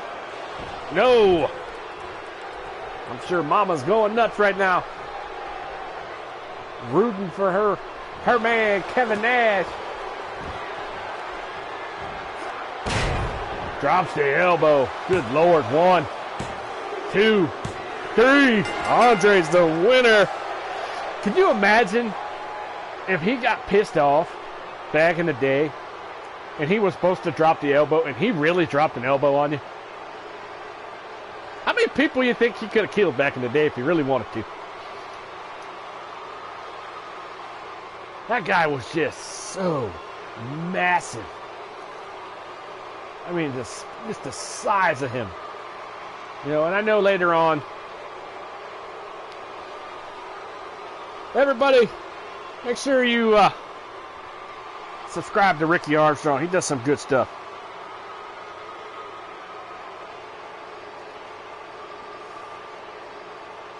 And I know I got you, Ricky, from my account, my personal account, which is Ed Ritter. If you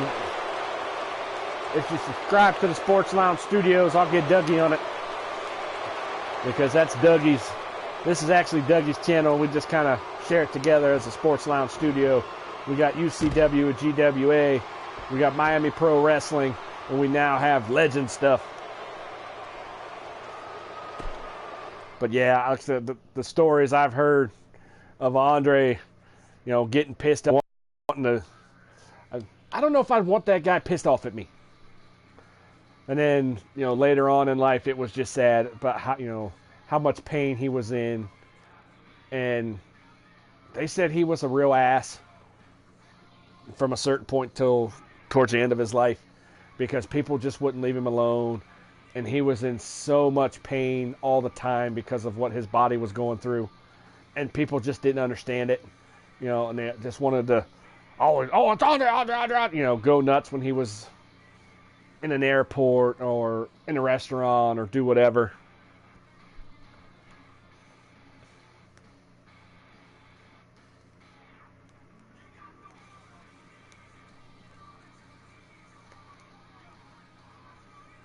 Like I said, Lewis, we have a Legend stuff here, and then I do a all original call show that's called UCW.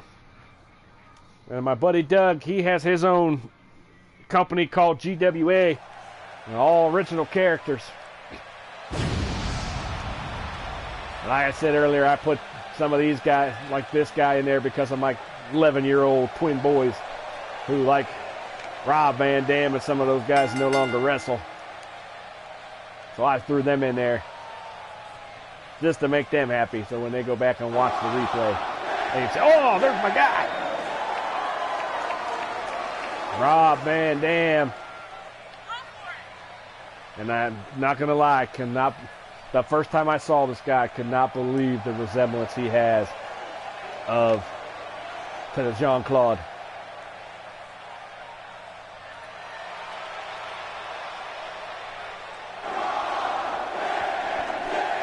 Let's see what you got here, Lewis.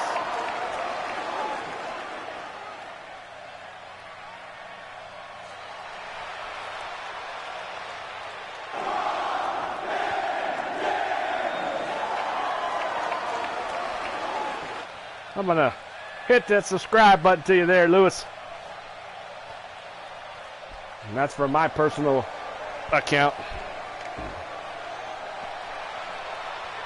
And there he is, Sergeant Slaughter, and the giant chin of his.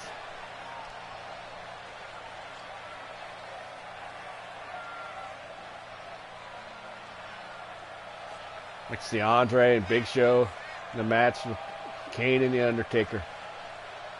Wouldn't that have been something?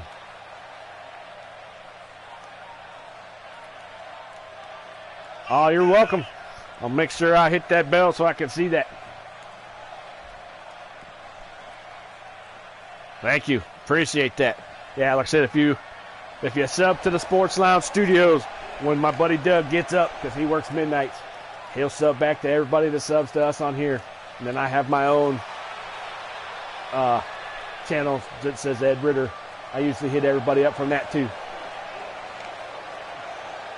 because we share this channel. We just figured it'd be easier to share a channel, put both our shows on one channel so everybody could be there, you know, one spot. There we see RVD and the Sarge.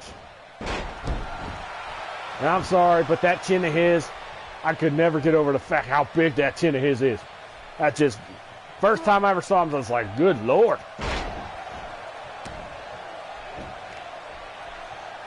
But he was awesome. The Sarge is awesome. I mean, he's awesome. And then the first time he was in G.I. Joe, I damn near shit my pants. I said, that's Sergeant Slaughter! Oh my God!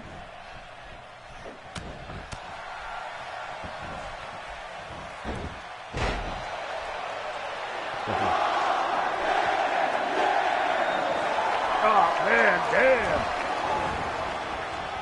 He did some awesome stuff in the ring. But this is definitely a mix of the old school with new school style kind of stuff.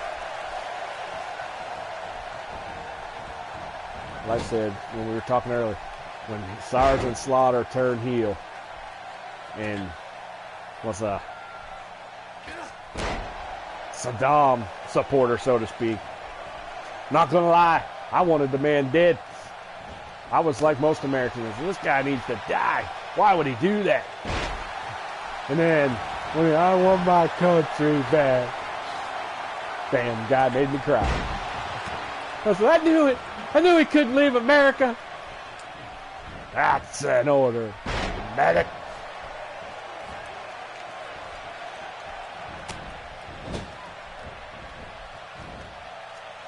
Oh, what a gut-wrench suplex. He's going to stomp on that elbow. Oh, trying to take his elbow out. No, the crowd's not too much into this match. They're starting to get into it a little bit. There we go. They're behind the Sarge. And he's just going to stare at him. He's telling RVD, get your ass back in the ring. Oh, he paid for that. See what happens? Tried to be a nice guy, let him back in the ring, and what happened? Van Dam completely missed that move. Sarge has got him up. Trying to drop him off the top rope. Oh!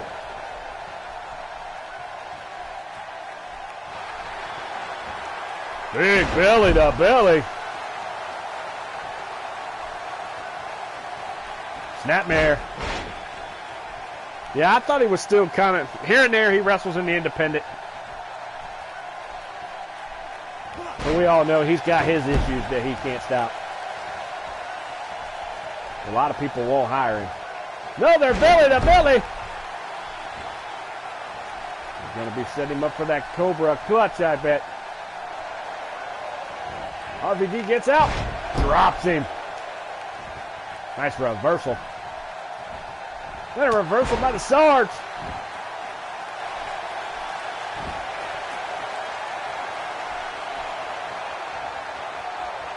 Really? He's going to go for the camel clutch. He made him tap out with it. Holy crap. He went for a camel clutch and made him tap out. That's funny.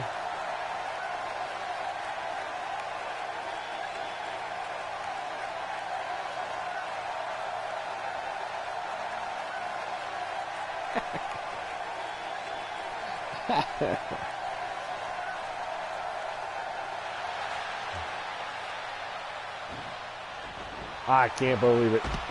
Went for a camel clutch instead of the Cobra clutch. Wow. That's different. Tell you what, the person did a nice job on his head, on his face. What match we got? Oh, look at this fatal four-way. Mr. Perfect, the Macho Man, Randy Savage, Razor Ramon, and Brutus the Barber Beefcake.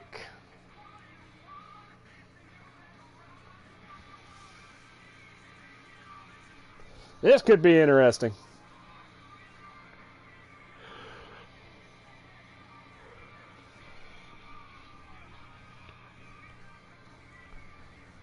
Yeah, Kurt Hennig never got the push he should have got in the WWF. He should have been a world champion. You know, Savage was the man.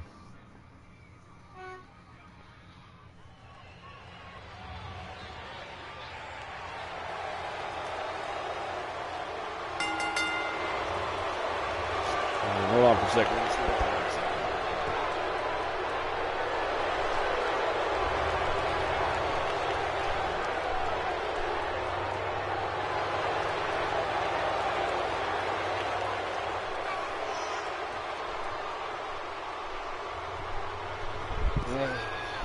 Like I said, neighbors. Driving me nuts.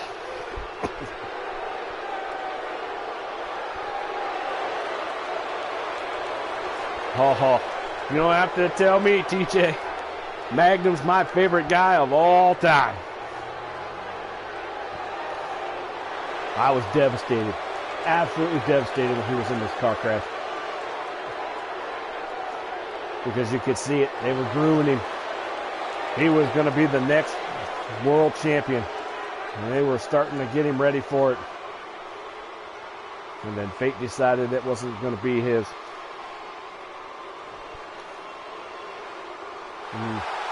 Somebody tell me, because Dougie pointed it out, now I see it more. Where are the stars on Macho Man's trunks? And we see Razor Ramon. Say hello to the black guy.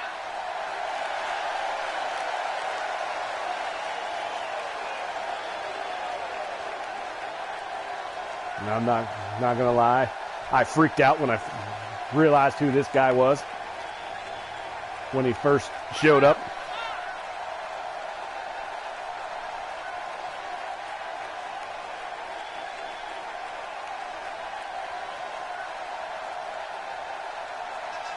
No, he said you acted like one at first.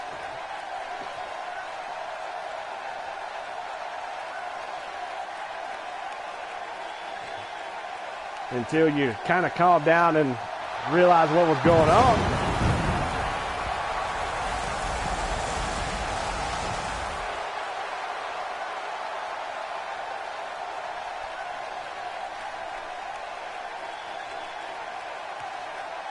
Willie Robinson.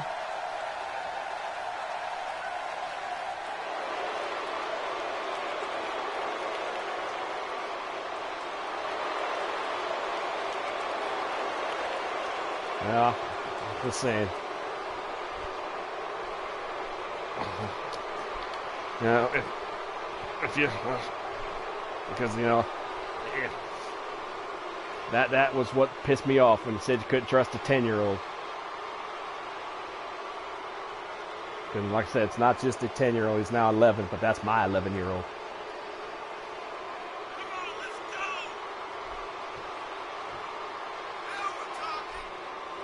And you get it now, Bo, but you understand that your best buddy is a liar and stole those.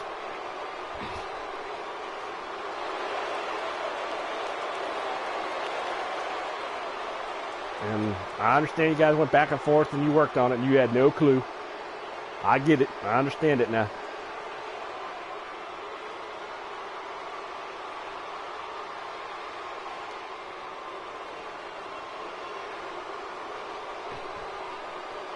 Well, like I said earlier, I'm telling everybody, I put the line in the sand. You're either going to support me and actually support my son like people say they are, or you go over there and support Pete. And if you're going to support Pete, that's fine. Just leave me the hell alone.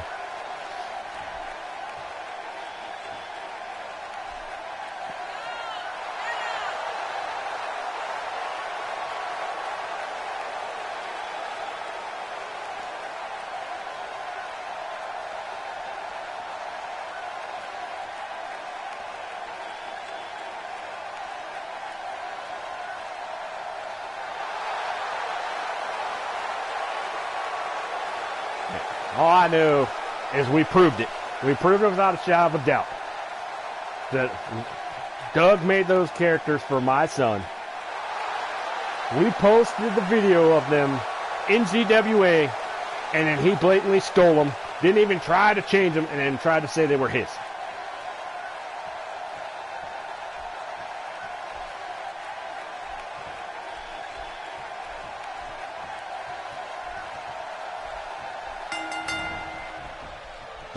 Oh, DDT. This could have been an interesting match back in the day.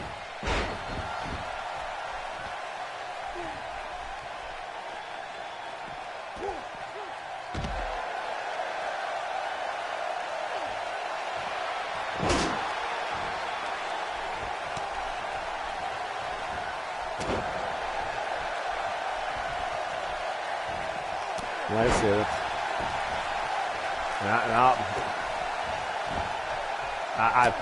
I'm done with the shit. So it's, you choose him, fine. If you choose me and to support my son like people say they are, then you're over here and you don't go over to Pete no more. And that's where I'm at.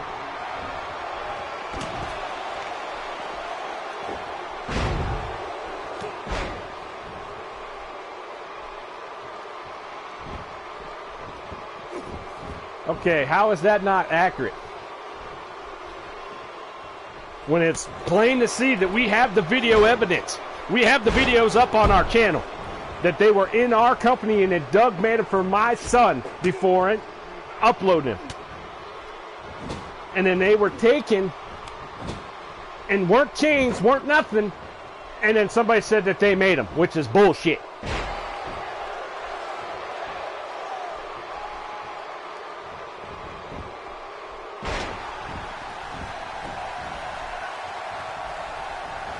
Because when they were first showed up, there was no changes to these guys.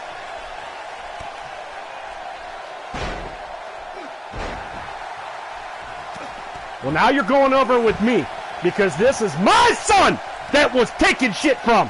And nobody seems to give a shit. But they kiss his ass when he's on the fucking on air with me. And say, oh, we're sorry, Drew, that this happened. This shouldn't have happened. Pete shouldn't have done it. And then to go over there and kiss that fucker's ass.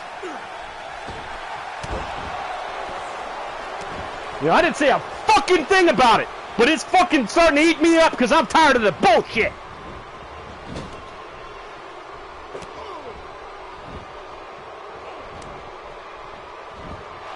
Well, don't come in my fucking channel and telling me that's not accurate and this is it when we got the fucking proof.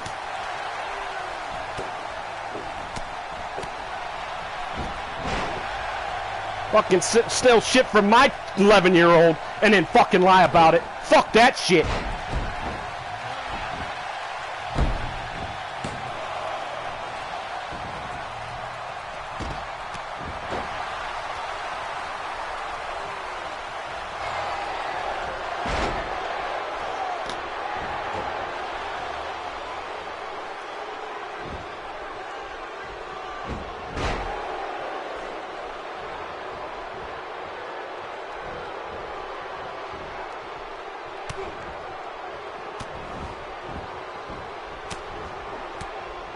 Like I said, if you guys are going to go to Pete, go with Pete. Just stay the fuck off of my channel, stay the fuck away from me, and stay the fuck away from my kids.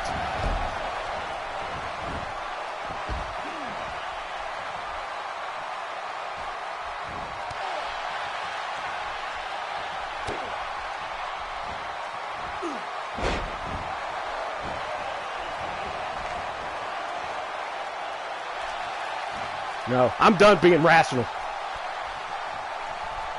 Because I don't see how anybody can support a guy that steals from a kid.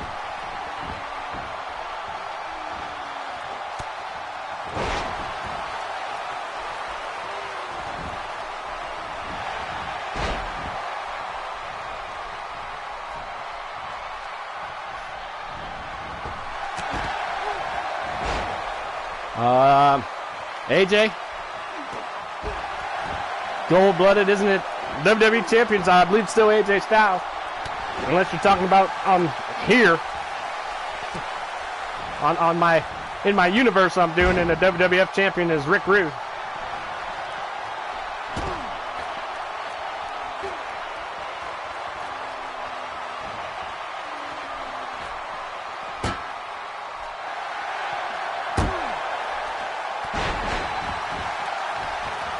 That's right, it's my kid. Didn't happen to anybody else's kid. So you better damn believe it, I'm going to be hot. And I'm going to be pissed off. And no matter what anybody says, what anybody's do, it's not going to satisfy me because it's my son.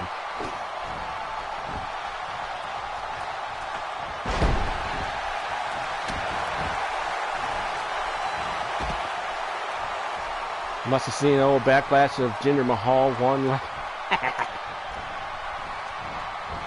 That might, yeah. Was that a backlash that he was? Yeah, it might have been. Because right now it's still AJ. Because AJ fought Shinsuke. AJ and Shinsuke fought at this year's Backlash and ended up in a no contest.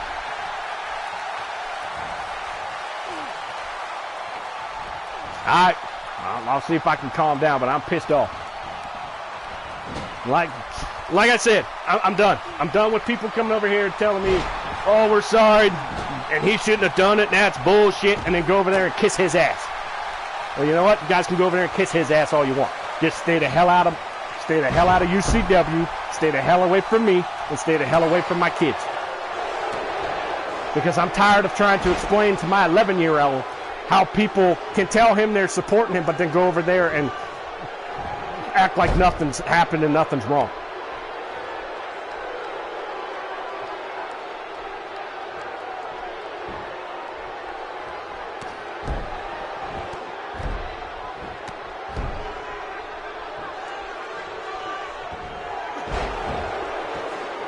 Well, I guess it really ain't kisses. It's just showing him support, which has got me frustrated. Because there's so many people that come over here and say, you know, that's bullshit. He's, you know, we're done with him. We shouldn't be doing it. But then they go over there and show him support. It just got me, I'm completely frustrated by it. So that's why I said, from now on, it's either you're going to be over there or you're going to be over here. I don't want, if you're going to be over there, you're not going to be over here.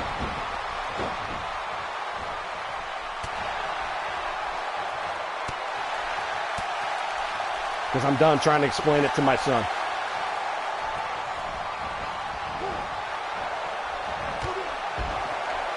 And he's upset now because Doug has basically walked away because of all this bullshit. Because Doug's more upset about it than I am because, you know, it affected a kid and the kid doesn't understand anything, but everybody seems like it's an, you know, acts like it's an okay thing to do.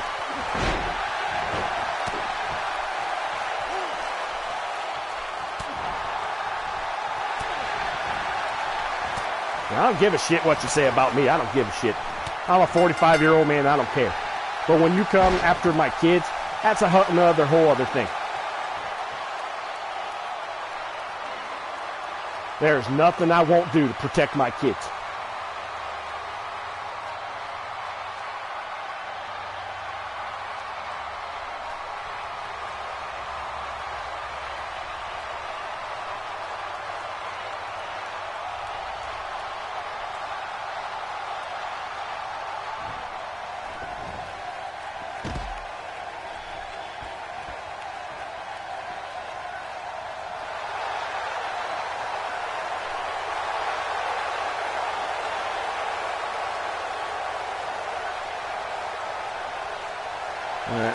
We'll see what this is.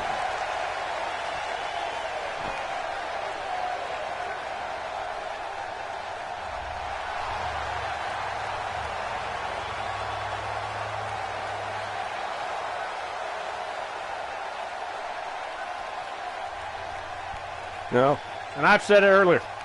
If somebody would have come and said, hey, we like this, we're going to use them, I wouldn't have had a problem with that. But to blatantly just take them and really not do anything with them and put them on your show and then say, oh, this is somebody I created, that's bullshit.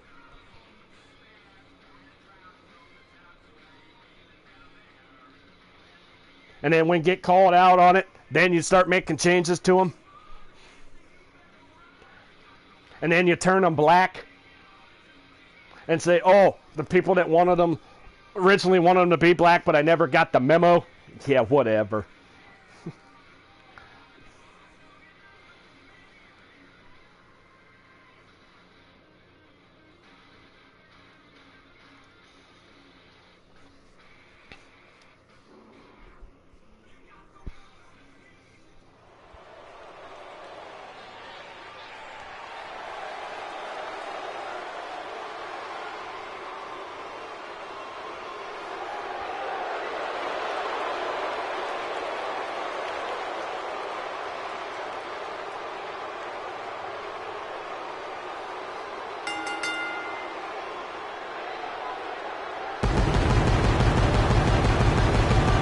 I don't know if that'd be a good idea, Mama. Because I'm still pissed off about the whole fuck him thing. I never cussed him, never said nothing about, never did nothing. And then he had to go in a chat where he thought I wasn't going to see and say, fuck him. Yeah, that shows you what kind of person Pete Wall is. Well, goddamn right now I'm cussing him because now I'm pissed off.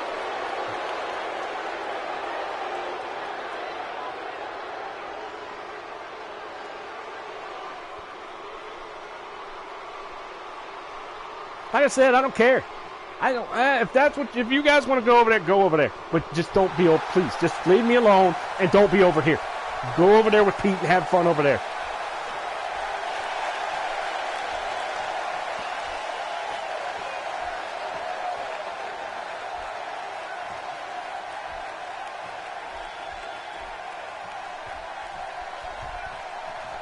Omar, what's up? I've been saying it. I'm just tired. I've drawn the line in the sand because I'm done. And people are going to go support a guy that, you know, blatantly ripped off my son's stuff and then try to pass it off as his own.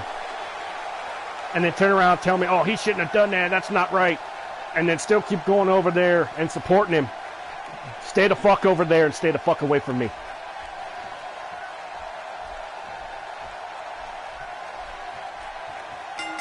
Go have fun with Pete. Go enjoy your stuff with Pete.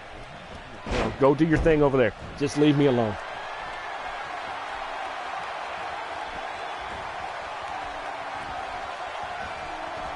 And like I said, if we lose subscribers, so be it. If people quit, so be it.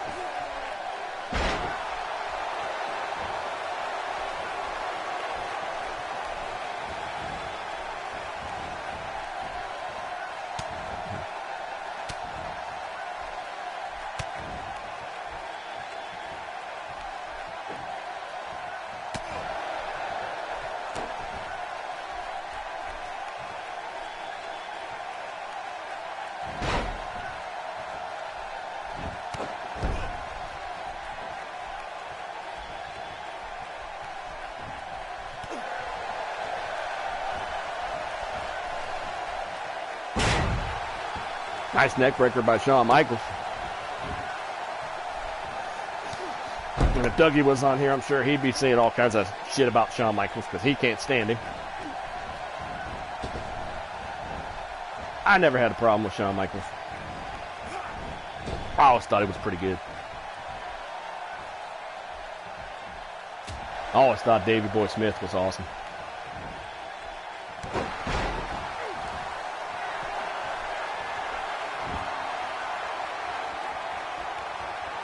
Yes, they did. Not very long, but they were a tag team for a little while.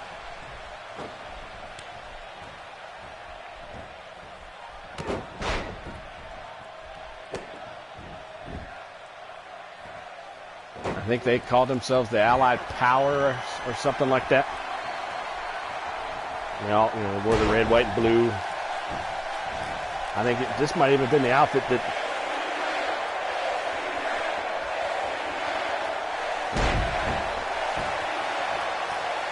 All right, Mark.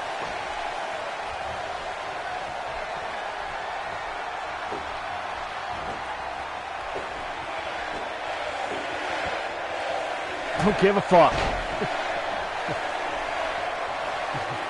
I don't care. I don't care. I don't want people over here that is going to tell me one thing and then go do something else.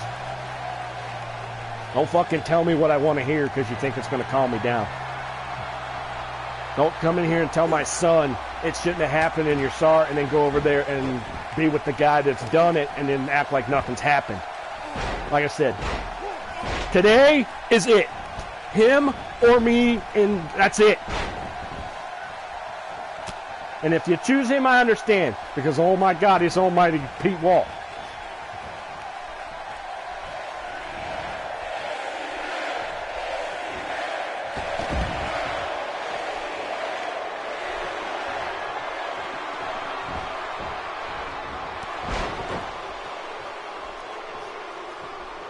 That's it. I'm done.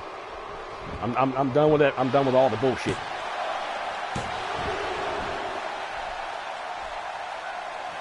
Like I said, I don't care who quits. I don't care who unsubs to it. I don't care.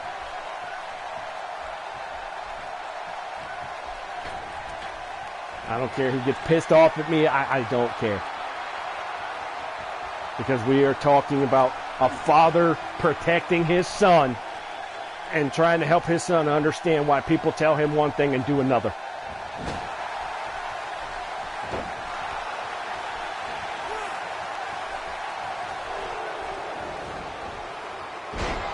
Like I said, he's upset now because Doug wants to stop doing everything because he feels it's his fault because of what happened. And it's not his fault.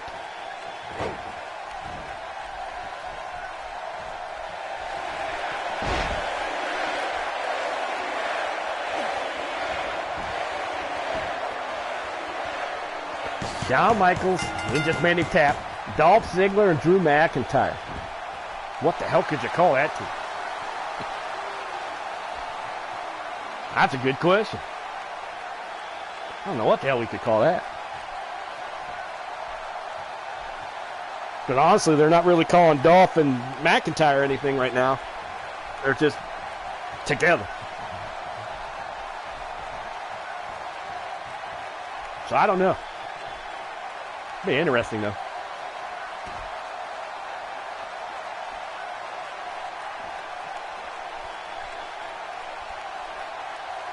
Well, the Mega Powers were Hogan and Savage. Oh, watch, he's going to go out there and dump him off this thing. Yeah, punch him in the dome some more. Ooh, this might be starting something good.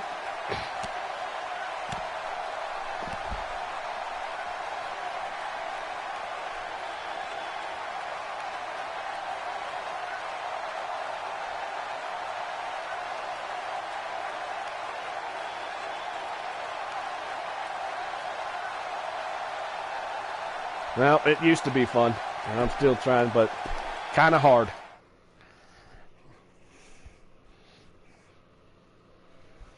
Somebody explain this tag team to me.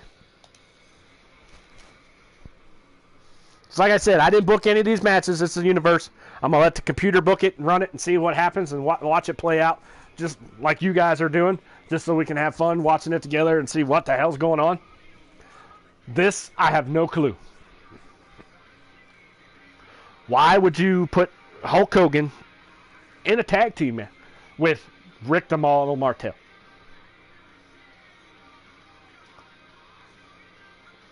If anybody got any idea, please let me know what the computer was thinking for this one.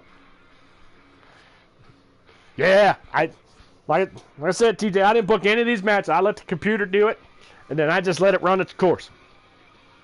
All right, Griff. But when I saw this, I didn't know what to do. I didn't know what to say. Hogan and Martel against Edge and Christian. Like I said, Edge and Christian's in here because of the boys. Because they like the guys that... Oh, they're going to get attacked. Oh, the natural disasters. This just got interesting.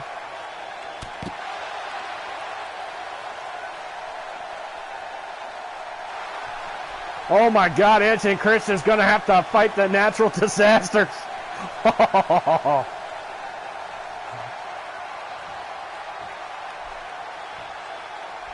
Earthquake and Typhoon taking out Hogan and Martel. Ouch. The hell did I step on?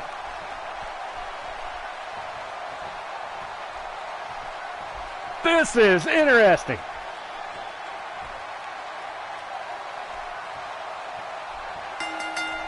I'm liking what this universe mode's doing.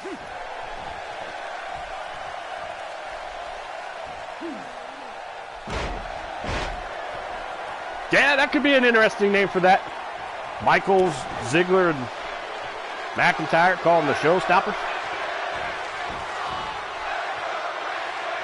Now you hear the crowd, let's go Christian. I don't think E&C has a chance in hell to win this match. Bulldog's going to the hospital. You're going to have to check on him.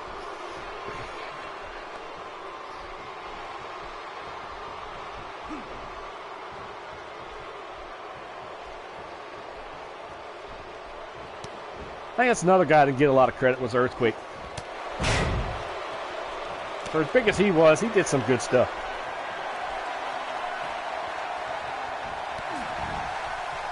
And when Tugboat turned on the Bushwhackers and became Typhoon, that was awesome. Because I didn't see that one coming. Because like I said, back then they could get you hooked into stuff, and then all of a sudden, boom, change things. And I, like I said, never saw Typhoon becoming a bad guy. And I think Earthquake and Typhoon, the Natural Disaster, was an underrated tag team.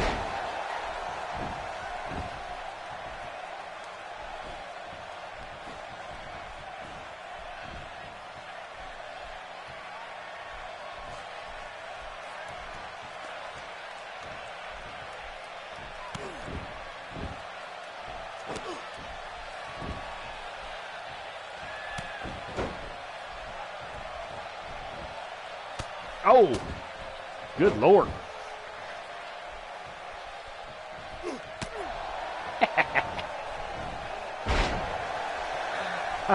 Poor Fred. And Dusty come up with that crap too. Dusty was the one that came up with the Shockmaster. But he was, I think he was in a little feud with the Crockett's at the time about some shit. And according to the stories Dusty tells, they went through rehearsal, everything went fine, he come through the wall, and they fixed everything. And when it was time for the show,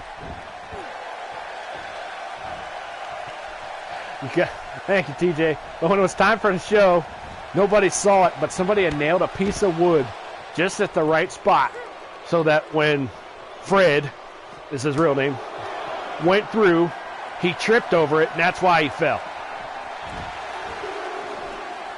So I don't know if Crockett weren't happy about that, or I don't remember what exactly was going on at that point. But Dusty said, yeah, they tried to sabotage it, and with the whole Shockmaster thing, and then it was, I think it was Ole Anderson or something was in the back. He was the one doing the talking on the mic.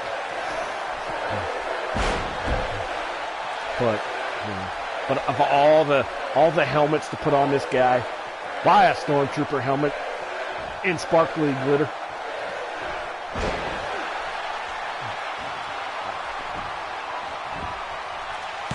Hey, my phones are gonna die. That's right. I'm gonna plug that damn thing in.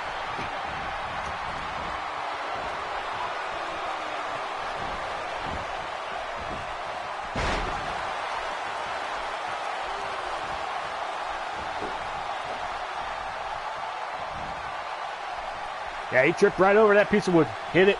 He come flying through that thing, and he hit it just right and tripped right over it. They put it just at the right spot, he said. I've seen several interviews with Dusty and heard with him saying the same thing over and over. He said they put a piece of wood there, and that's just funny stuff.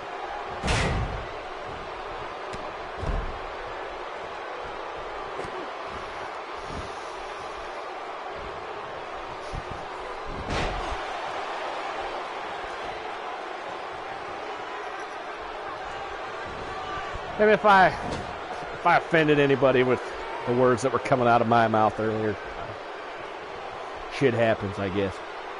Because, you know, like I said, I'm protecting my son, standing up for my son, just like Doug has decided to do what he is doing to stand up for my son. And, you know, and the principles that, you know,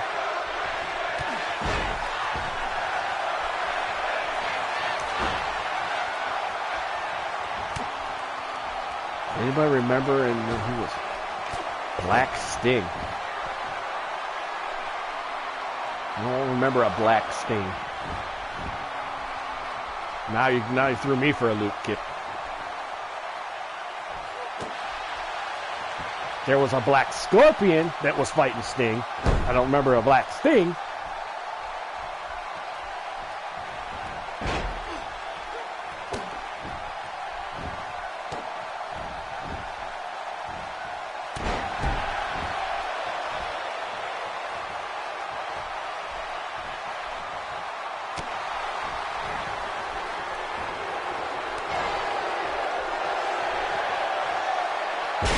that what you're thinking about, Kip? The Black Scorpion?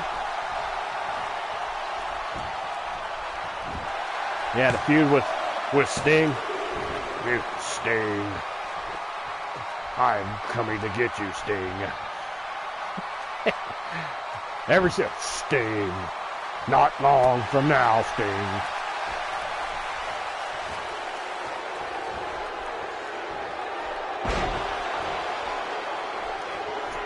And then during that pay-per-view where he was supposed to fight the Black Scorpion, there was, I don't know how many showed up. And then the real one finally showed up. And they finally took the...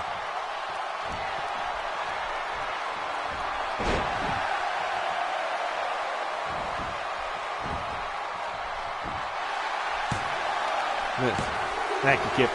And then they took the mask off the Black Scorpion, and it was frickin' Ric Flair.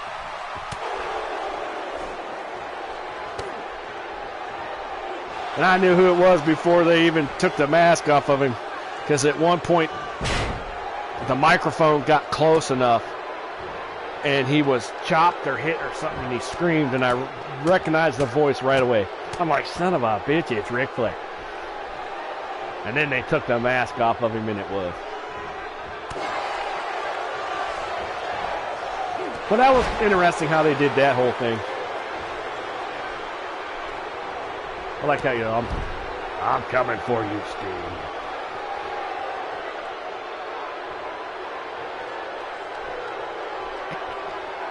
That grew up on WCW.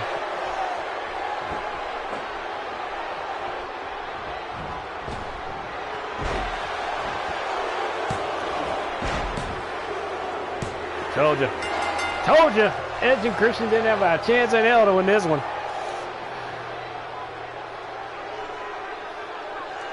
Now I can't wait for the next episode. Who would win between the Rockers and the Rock and Roll Express? The Midnight Express, Edge and Christian. Holy crap. Rockers, Rock and Roll Express, Midnight Express, Edge and Christian, and the Hardy Boys in a TLC match. Well, wouldn't be the Rock and Roll Express. They were good, but I don't know.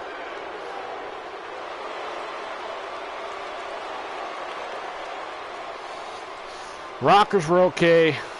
Edge and Christian, the Hardy Boys were good for what they were. That's a tough one. I just don't think it would be the Rock and Roll Express. It all depends on what Midnight Express it is. You know, it's. Yeah, he was called. He was called the Black Scorpion.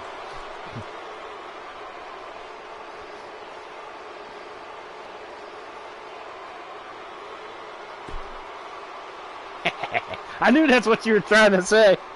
As soon as you said, I'm like, wait a minute, I know what he's trying to do.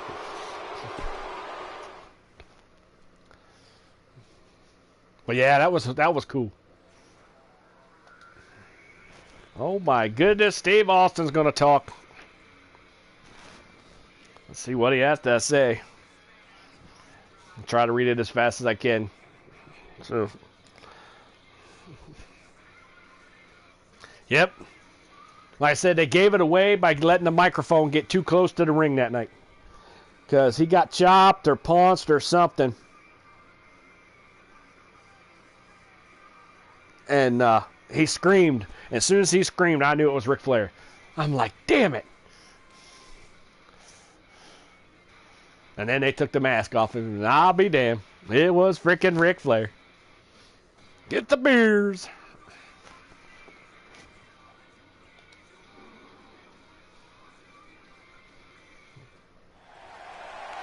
There he is, the Texas Rattlesnake. Stone Cold! Stone Cold! Stone Cold!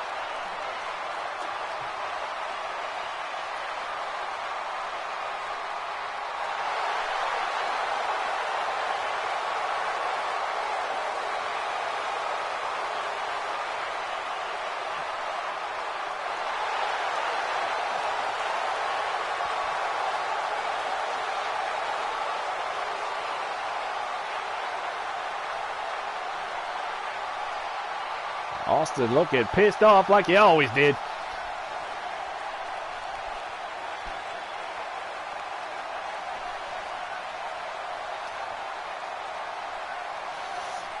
What's he gonna say here? What's on his mind?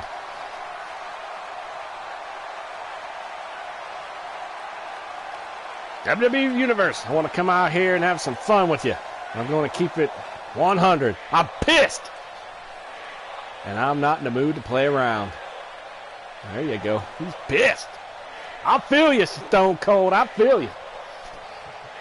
I know what it's like to be pissed.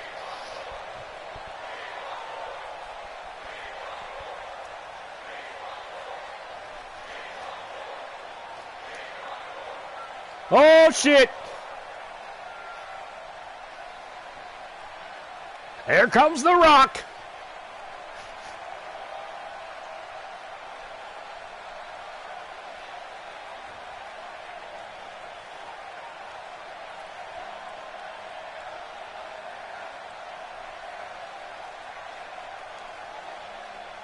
Well, in the words of JR, business is about to pick up.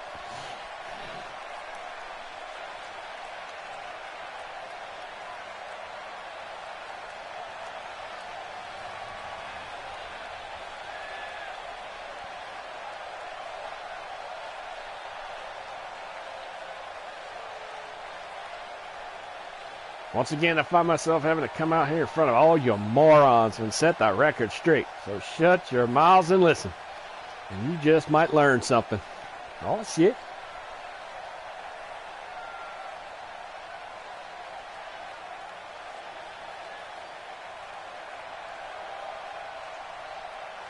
I appreciate you coming out here waiting to air whatever grievance is with me. But I was just about to make a few declarations of my own to the fans. So I hope you don't mind, but I'm going to go back to what I was doing.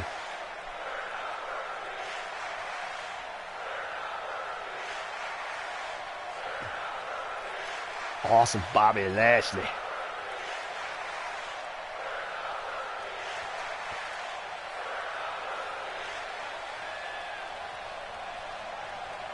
Oh, can everyone just be quiet for a second, because I have a problem and I need help. My problem is I hate each and every one of you. Well, where to go, Rock? Just tell us how you really feel about us. Pile of wasted talent. Damn, he is just ripping into Stone Cold. Are you buying what this superstar is selling? I ain't. You're just blowing off a bunch of steam and you're frustrated and looking for distraction. I get it. Give him a round of applause. That's funny.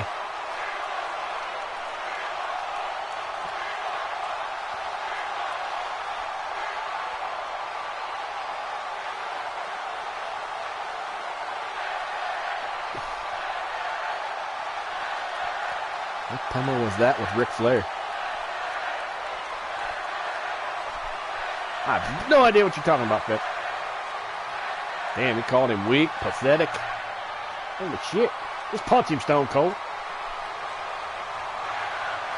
He'll fight anyone, anywhere, at any time. Ask Booker T. He found out they were in the grocery store. Yeah, see, that's my favorite Midnight Express.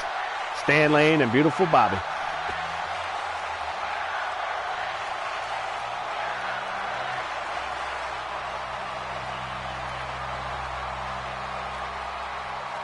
Dear God, this city is disgusting. Everyone here is trash. Oh my goodness. Rock doesn't like anybody. That's what I said. Well, give him a stunner, damn it. Do something. Quit waiting for it. Just do it. Everyone loves clowns, right? Not everybody. Damn.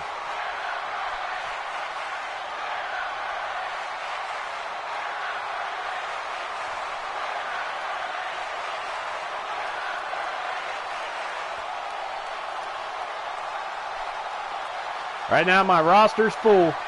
We'll have to see after what I said today who's actually going to stay and who's not.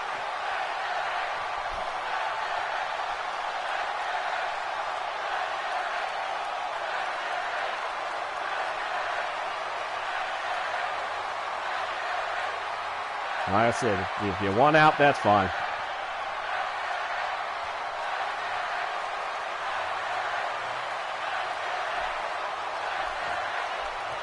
Really? Nothing?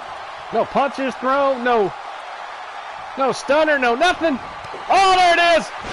He gave him the stunner!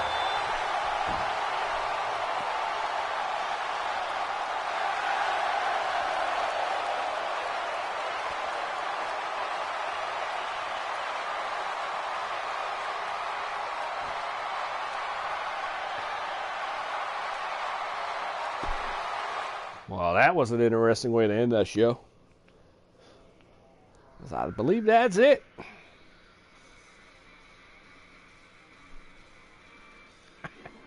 Willie caught it. He said, give him the stunner, damn it.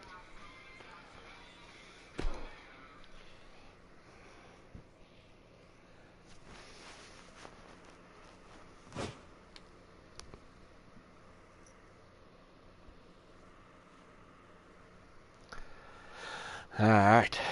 Let me see. I think that's it. And we'll go back through here real quick. And then I'll say what I got to say, and then I'm going to end it. Because I've been on here, 2.5 hours.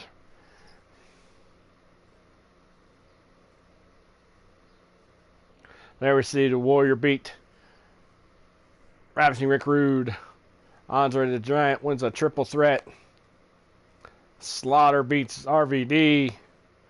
Beefcake wins a fatal 4-way. Shawn Michaels beats the Bulldog.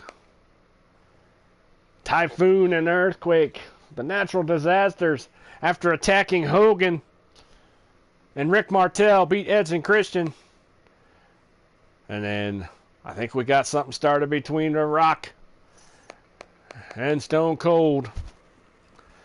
Like I said, with this whole show, the line's been drawn, people. I don't have any other choice. I have to do what I'm doing. And it's either going to be over here and support me and really mean what you mean when you tell my son, I support you and that shouldn't have happened to you, or you can go over there and support the guy who did everything that we said he's done. And if you're going to go over there, please just stay over there. Stay away from me. Stay away from my kids. And go over there and have fun. I'm not going to, I'm not going to have a fit if you go over there. I'm just going to say, okay, it is what it is. You went there, go there. But just don't come back over here, please. Just leave me alone. Because I'm done. I'm done with the... So, in fact, this is Ed. This isn't Doug. Dougie might still be sleeping, but that's why he's pretty much stopped GWA. Because he's tired of people telling us this, telling us, and then going over there and, supporting the guy that's did what he's done. And if that's what you guys are going to do, that's fine.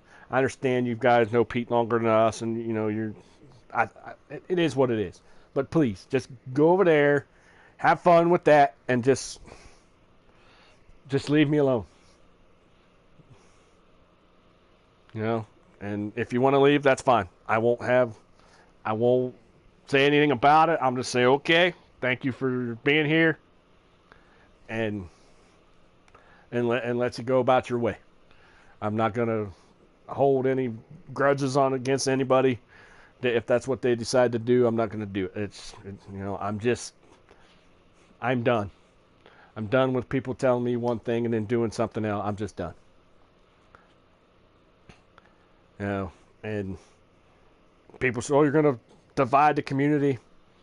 The only way I'm dividing it really is if people are getting away from me. and I don't care. If that's what you feel you need to do, you need to get away from me, that's fine. I don't have a problem with that. Just go ahead and go. Just please.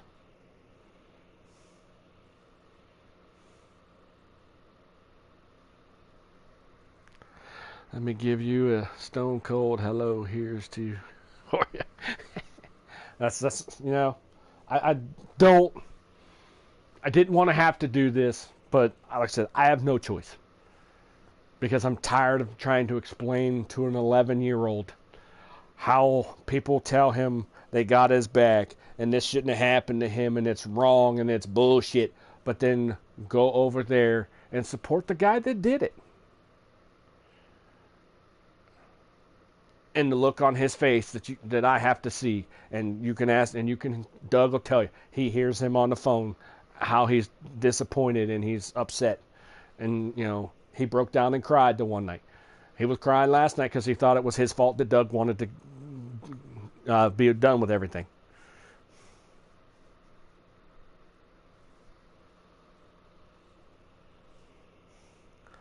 So, like I said, I have eyes and ears. I know who's been over there, who's not, who's doing this, who's doing that.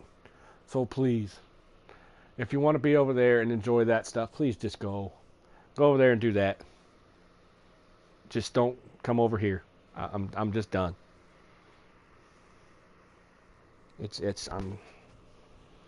I'm done. So if you want to leave a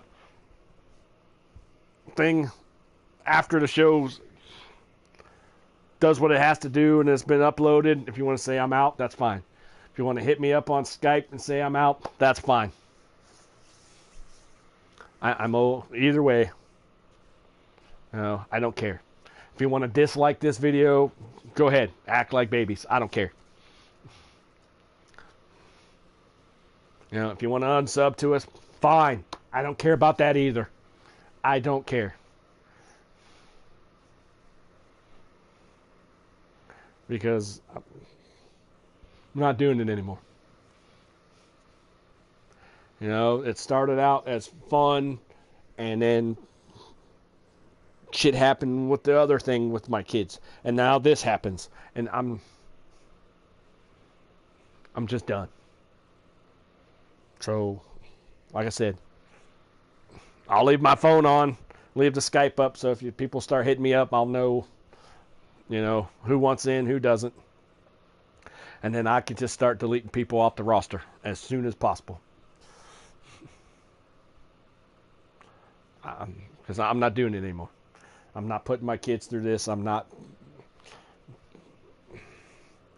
putting myself through this. Because honestly, it's been eating at me. And that's why I finally blew up. And I waited. If you noticed, I waited till my kids were not here. So they don't have to see me go nuts.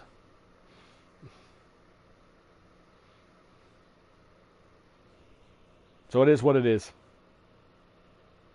And like I said, I don't care. I don't care if people's pissed off. Oh, you can't make us choose. Well, goddamn it, I'm making you choose. Because I can't support a guy who's fake. A guy who has done everything he's done. And people just act like it's no big fucking deal.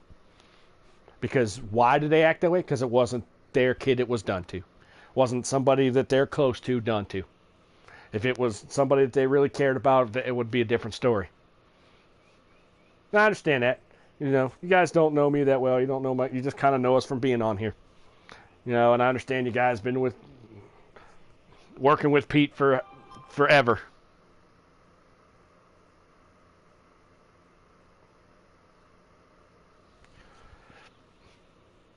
Like I said, I was told.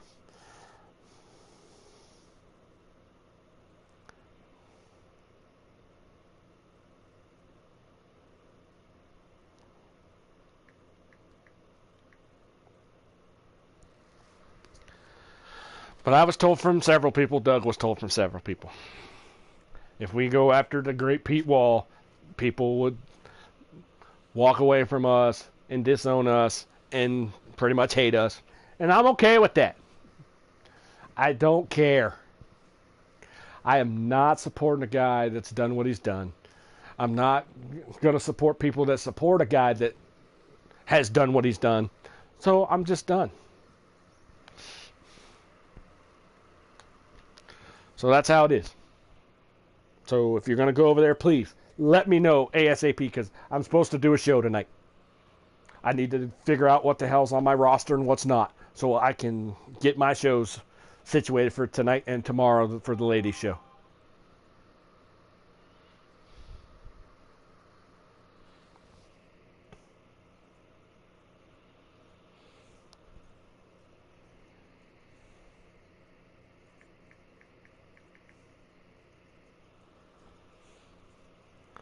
So that's how it's going to be.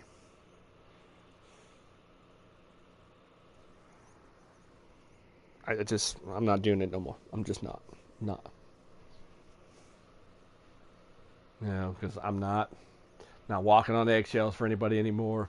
I don't give a shit whose toes I step on anymore. I don't care, because obviously nobody gives a shit about me, and don't give a shit about my son. So why should I care anymore? So you're either in or you're out. And if you're out, please tell me so you can just get the hell out.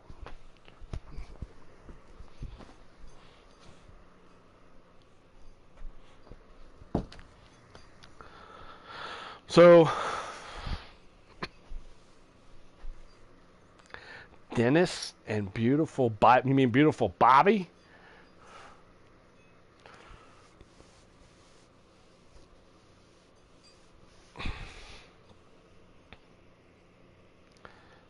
Thanks, Mark.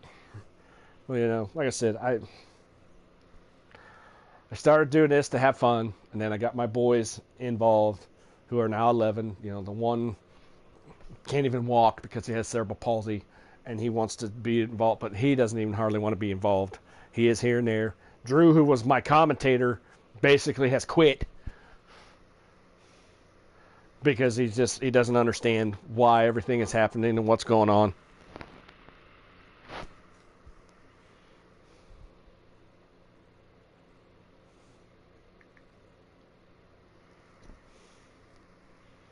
So, for me, it's got to be one way or the other. It has to be. So it's either you're going to be over here and support us, and basically walk away from Pete, or you're gonna pick Pete and walk away from us. It's not gonna be. You're not gonna do both. I can't have it. I can't have people over here telling me one thing and going over here and acting like nothing's wrong. And vice versa. I don't want people telling him one thing and coming over here. That's not fair to either one of us. It's not.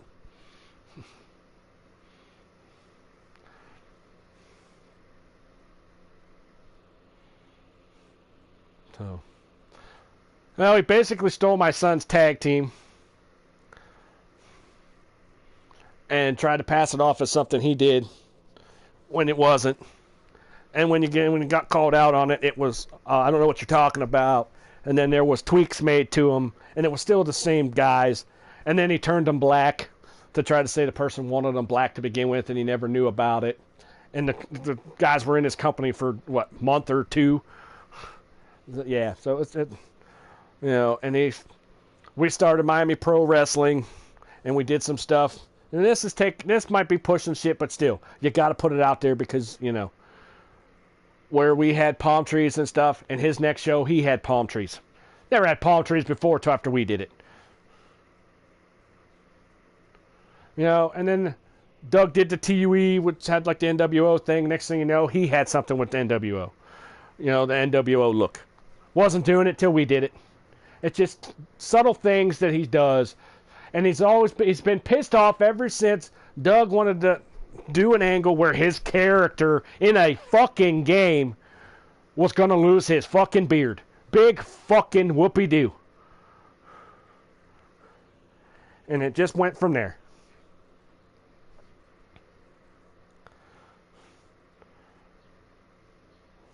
It's just, and then to go in a chat room because I went on a Friday and replaced my regular scheduled show with a pay-per-view. And did I go nuts? Yes, I did, because I tried to make get everybody in a match, because I took some time off after what happened with the boys the first time. I'm not getting into that bullshit. So I want everybody to have fun at this pay-per-view. And because I mess with his time or somebody else's time on a Friday, which is normally my regular scheduled day, his words were, fuck him, I don't care, I'm going on and doing my show when I want, doing me, doing that. Well, that's fine. If that's what all you had to do was say, I'm going to do me, I'm doing mine. You didn't have to say, fuck him. Because I had never cussed him, never said anything. But I'm going to cuss him every fucking chance I get now. Fucking piece of shit.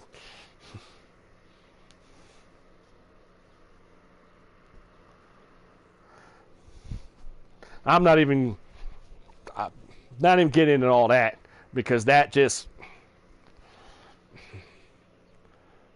I don't know. Because for me, that just kind of, that did throw up a red flag.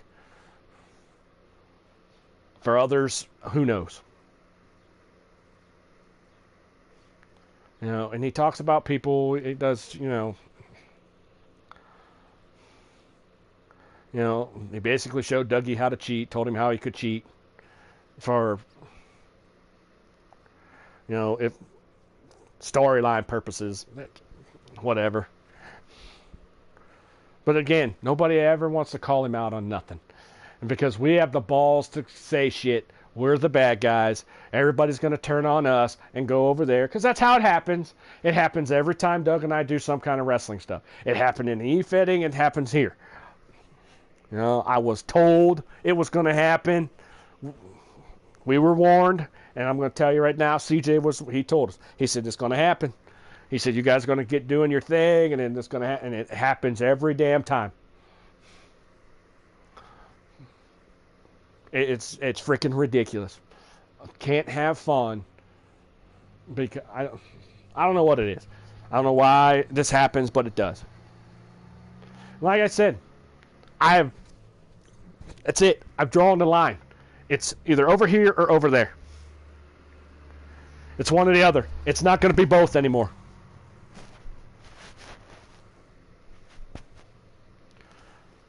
Because I am not going to have anybody over here that's going to be over there. I don't want you. If you're going to be over there with him, you stay over there with Pete. I don't want you in UCW. I don't know what Dougie's going to do with GWA, but I'm telling you now, you're either over here or you're over there. You're not both anymore. I'm done. You go support him and you guys have fun, but please don't come over here. Just leave me alone. Don't come over here and tell me things and then go, no. Hell no. Because I can tell you right now, without a shadow of a doubt, if one of you guys, kids, had that happen to them, the person that did it, I'd break all ties with. Because that's bullshit. Because that's a kid.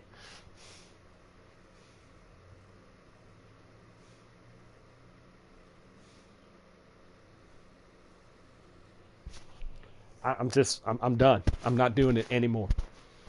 I won't.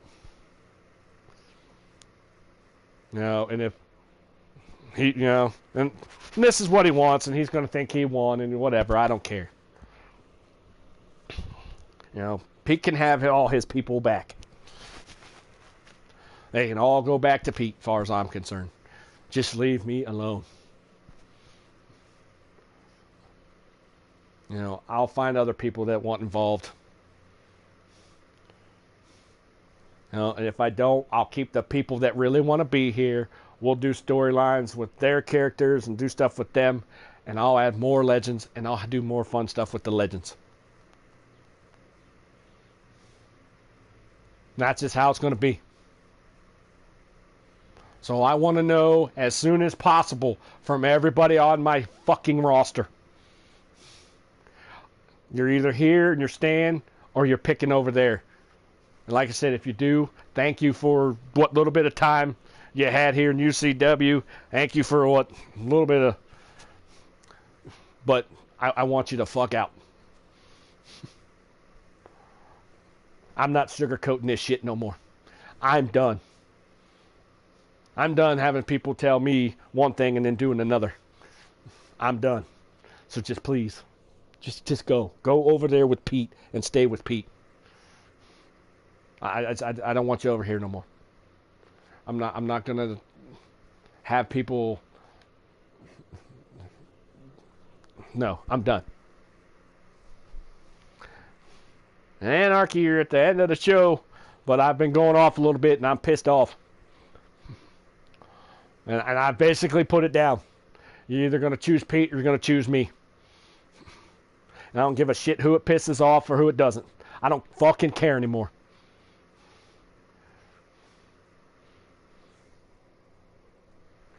And if you choose him, that's fine. But just please stay away from me.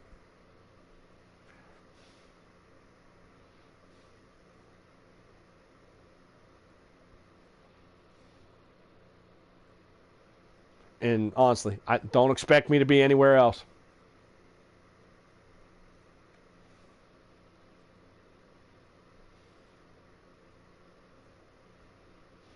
Because as long as he's going to be other places, I'm not going to be there.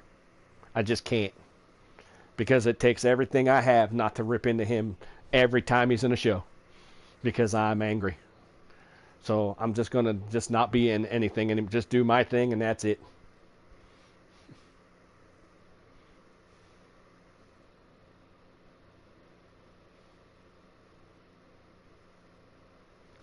I'm sorry I got to do this to people, Willie, but it's how it has to be. I want people over here that I can trust and people that I know want to be here. I don't want people that's going to tell me what they think I want to hear and then go over there and tell Pete what he wants to hear.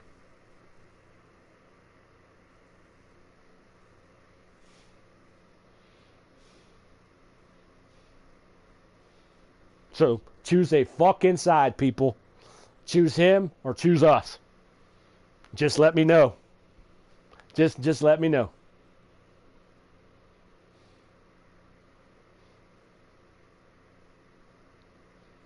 Like I said, I'm not going to be mad at anybody if they say I'm out, I'm going over, whatever. I don't care. It is what it is. No sense of being pissed off about it. Just, it is what it is. And I understand.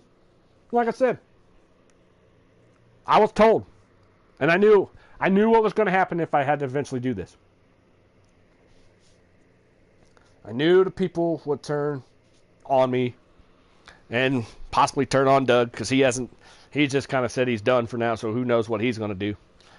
And I was told, if you say anything bad about Pete, people are going to turn on you and they're going to not want to be here. And I'm okay with that. If that's how you feel, then please, I'm going to say it. Just get the fuck out.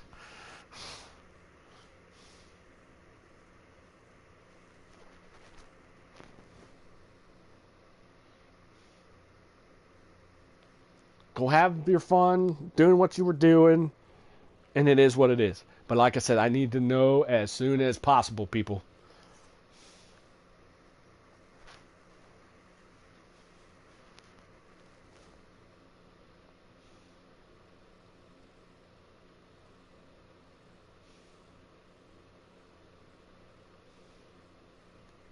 Because I have a show to figure out what the hell I'm doing tonight if I do the show, which I'm still planning on doing. And I have a women's show I got to do tomorrow.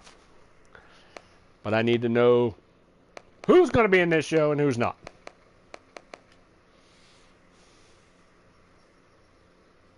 And that's just how it is for now on.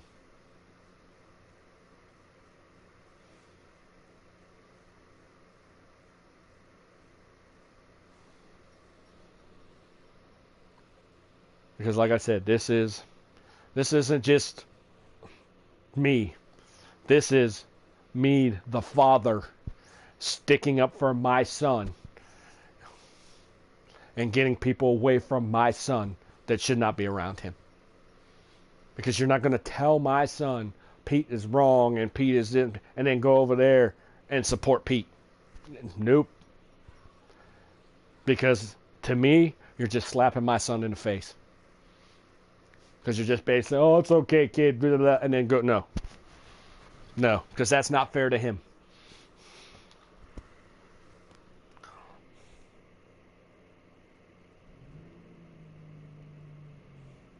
You know, like I said, you've noticed he has distanced himself more and more away from this. He doesn't even want to call matches anymore. He doesn't want to do nothing.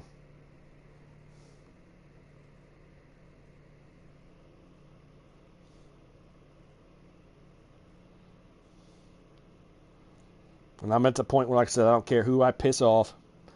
I don't care who gets angry at me. I don't care.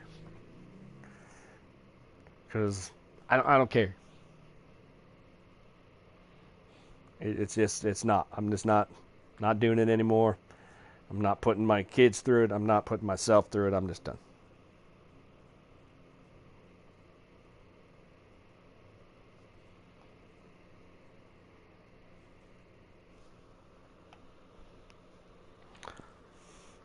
I understand what you're saying, Anarchy, but at the same time,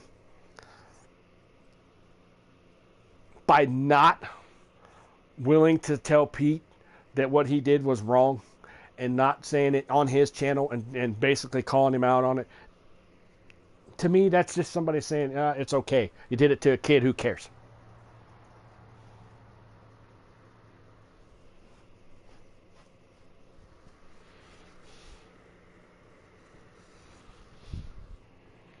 Like I said, I want to know who's in, who's out. So please hit me up on Skype. Let me know. And if you don't want to talk to me, tell somebody else to tell me. I'll do that too. I don't care. Because I'm not doing it anymore.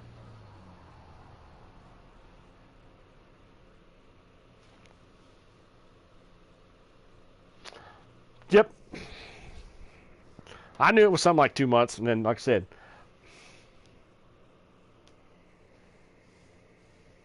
I'll look you up, Mark.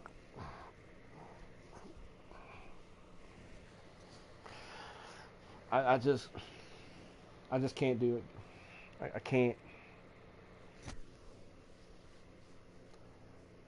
Because right now I'm trying not to lose it. And not where I'm going to go nuts. I'm trying not to lose it where I'm going to start. The tears are going to flow here in a minute. Because like I said, I have to try to explain to an 11-year-old. I think he's still in GWA. I have to explain to my 11-year-old how people tell him things, and then he sees it and he's all happy about it, but then turns around and he sees same people over there telling the other guy, oh, you're great, you're this, you're that. And he doesn't understand it. He doesn't understand how it's okay for someone to basically slap him in the face and say, oh, you're just a kid, you don't matter. Because that's exactly how I feel right now. That since he's 11, nobody gives a shit. But I can guarantee it, if it was anybody else's kid, you'd be having a fit just like I am. It'd be different. If the shoe was on the other foot, it would be a lot different.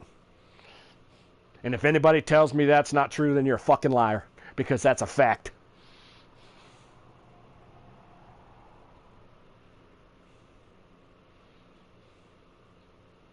So, that's it. It's got to be one way or the other. It's not going to be both anymore.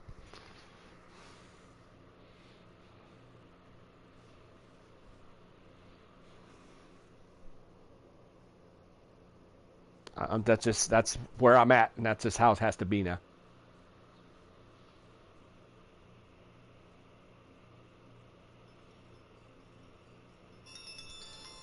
So, all right. Got to answer my phone here, and I'm gonna get. Hold on for a second. All right. Like I said, please let me know as soon as possible. And then I'll get people off my roster and figure out what I'm doing for tonight, tomorrow. Till then, later.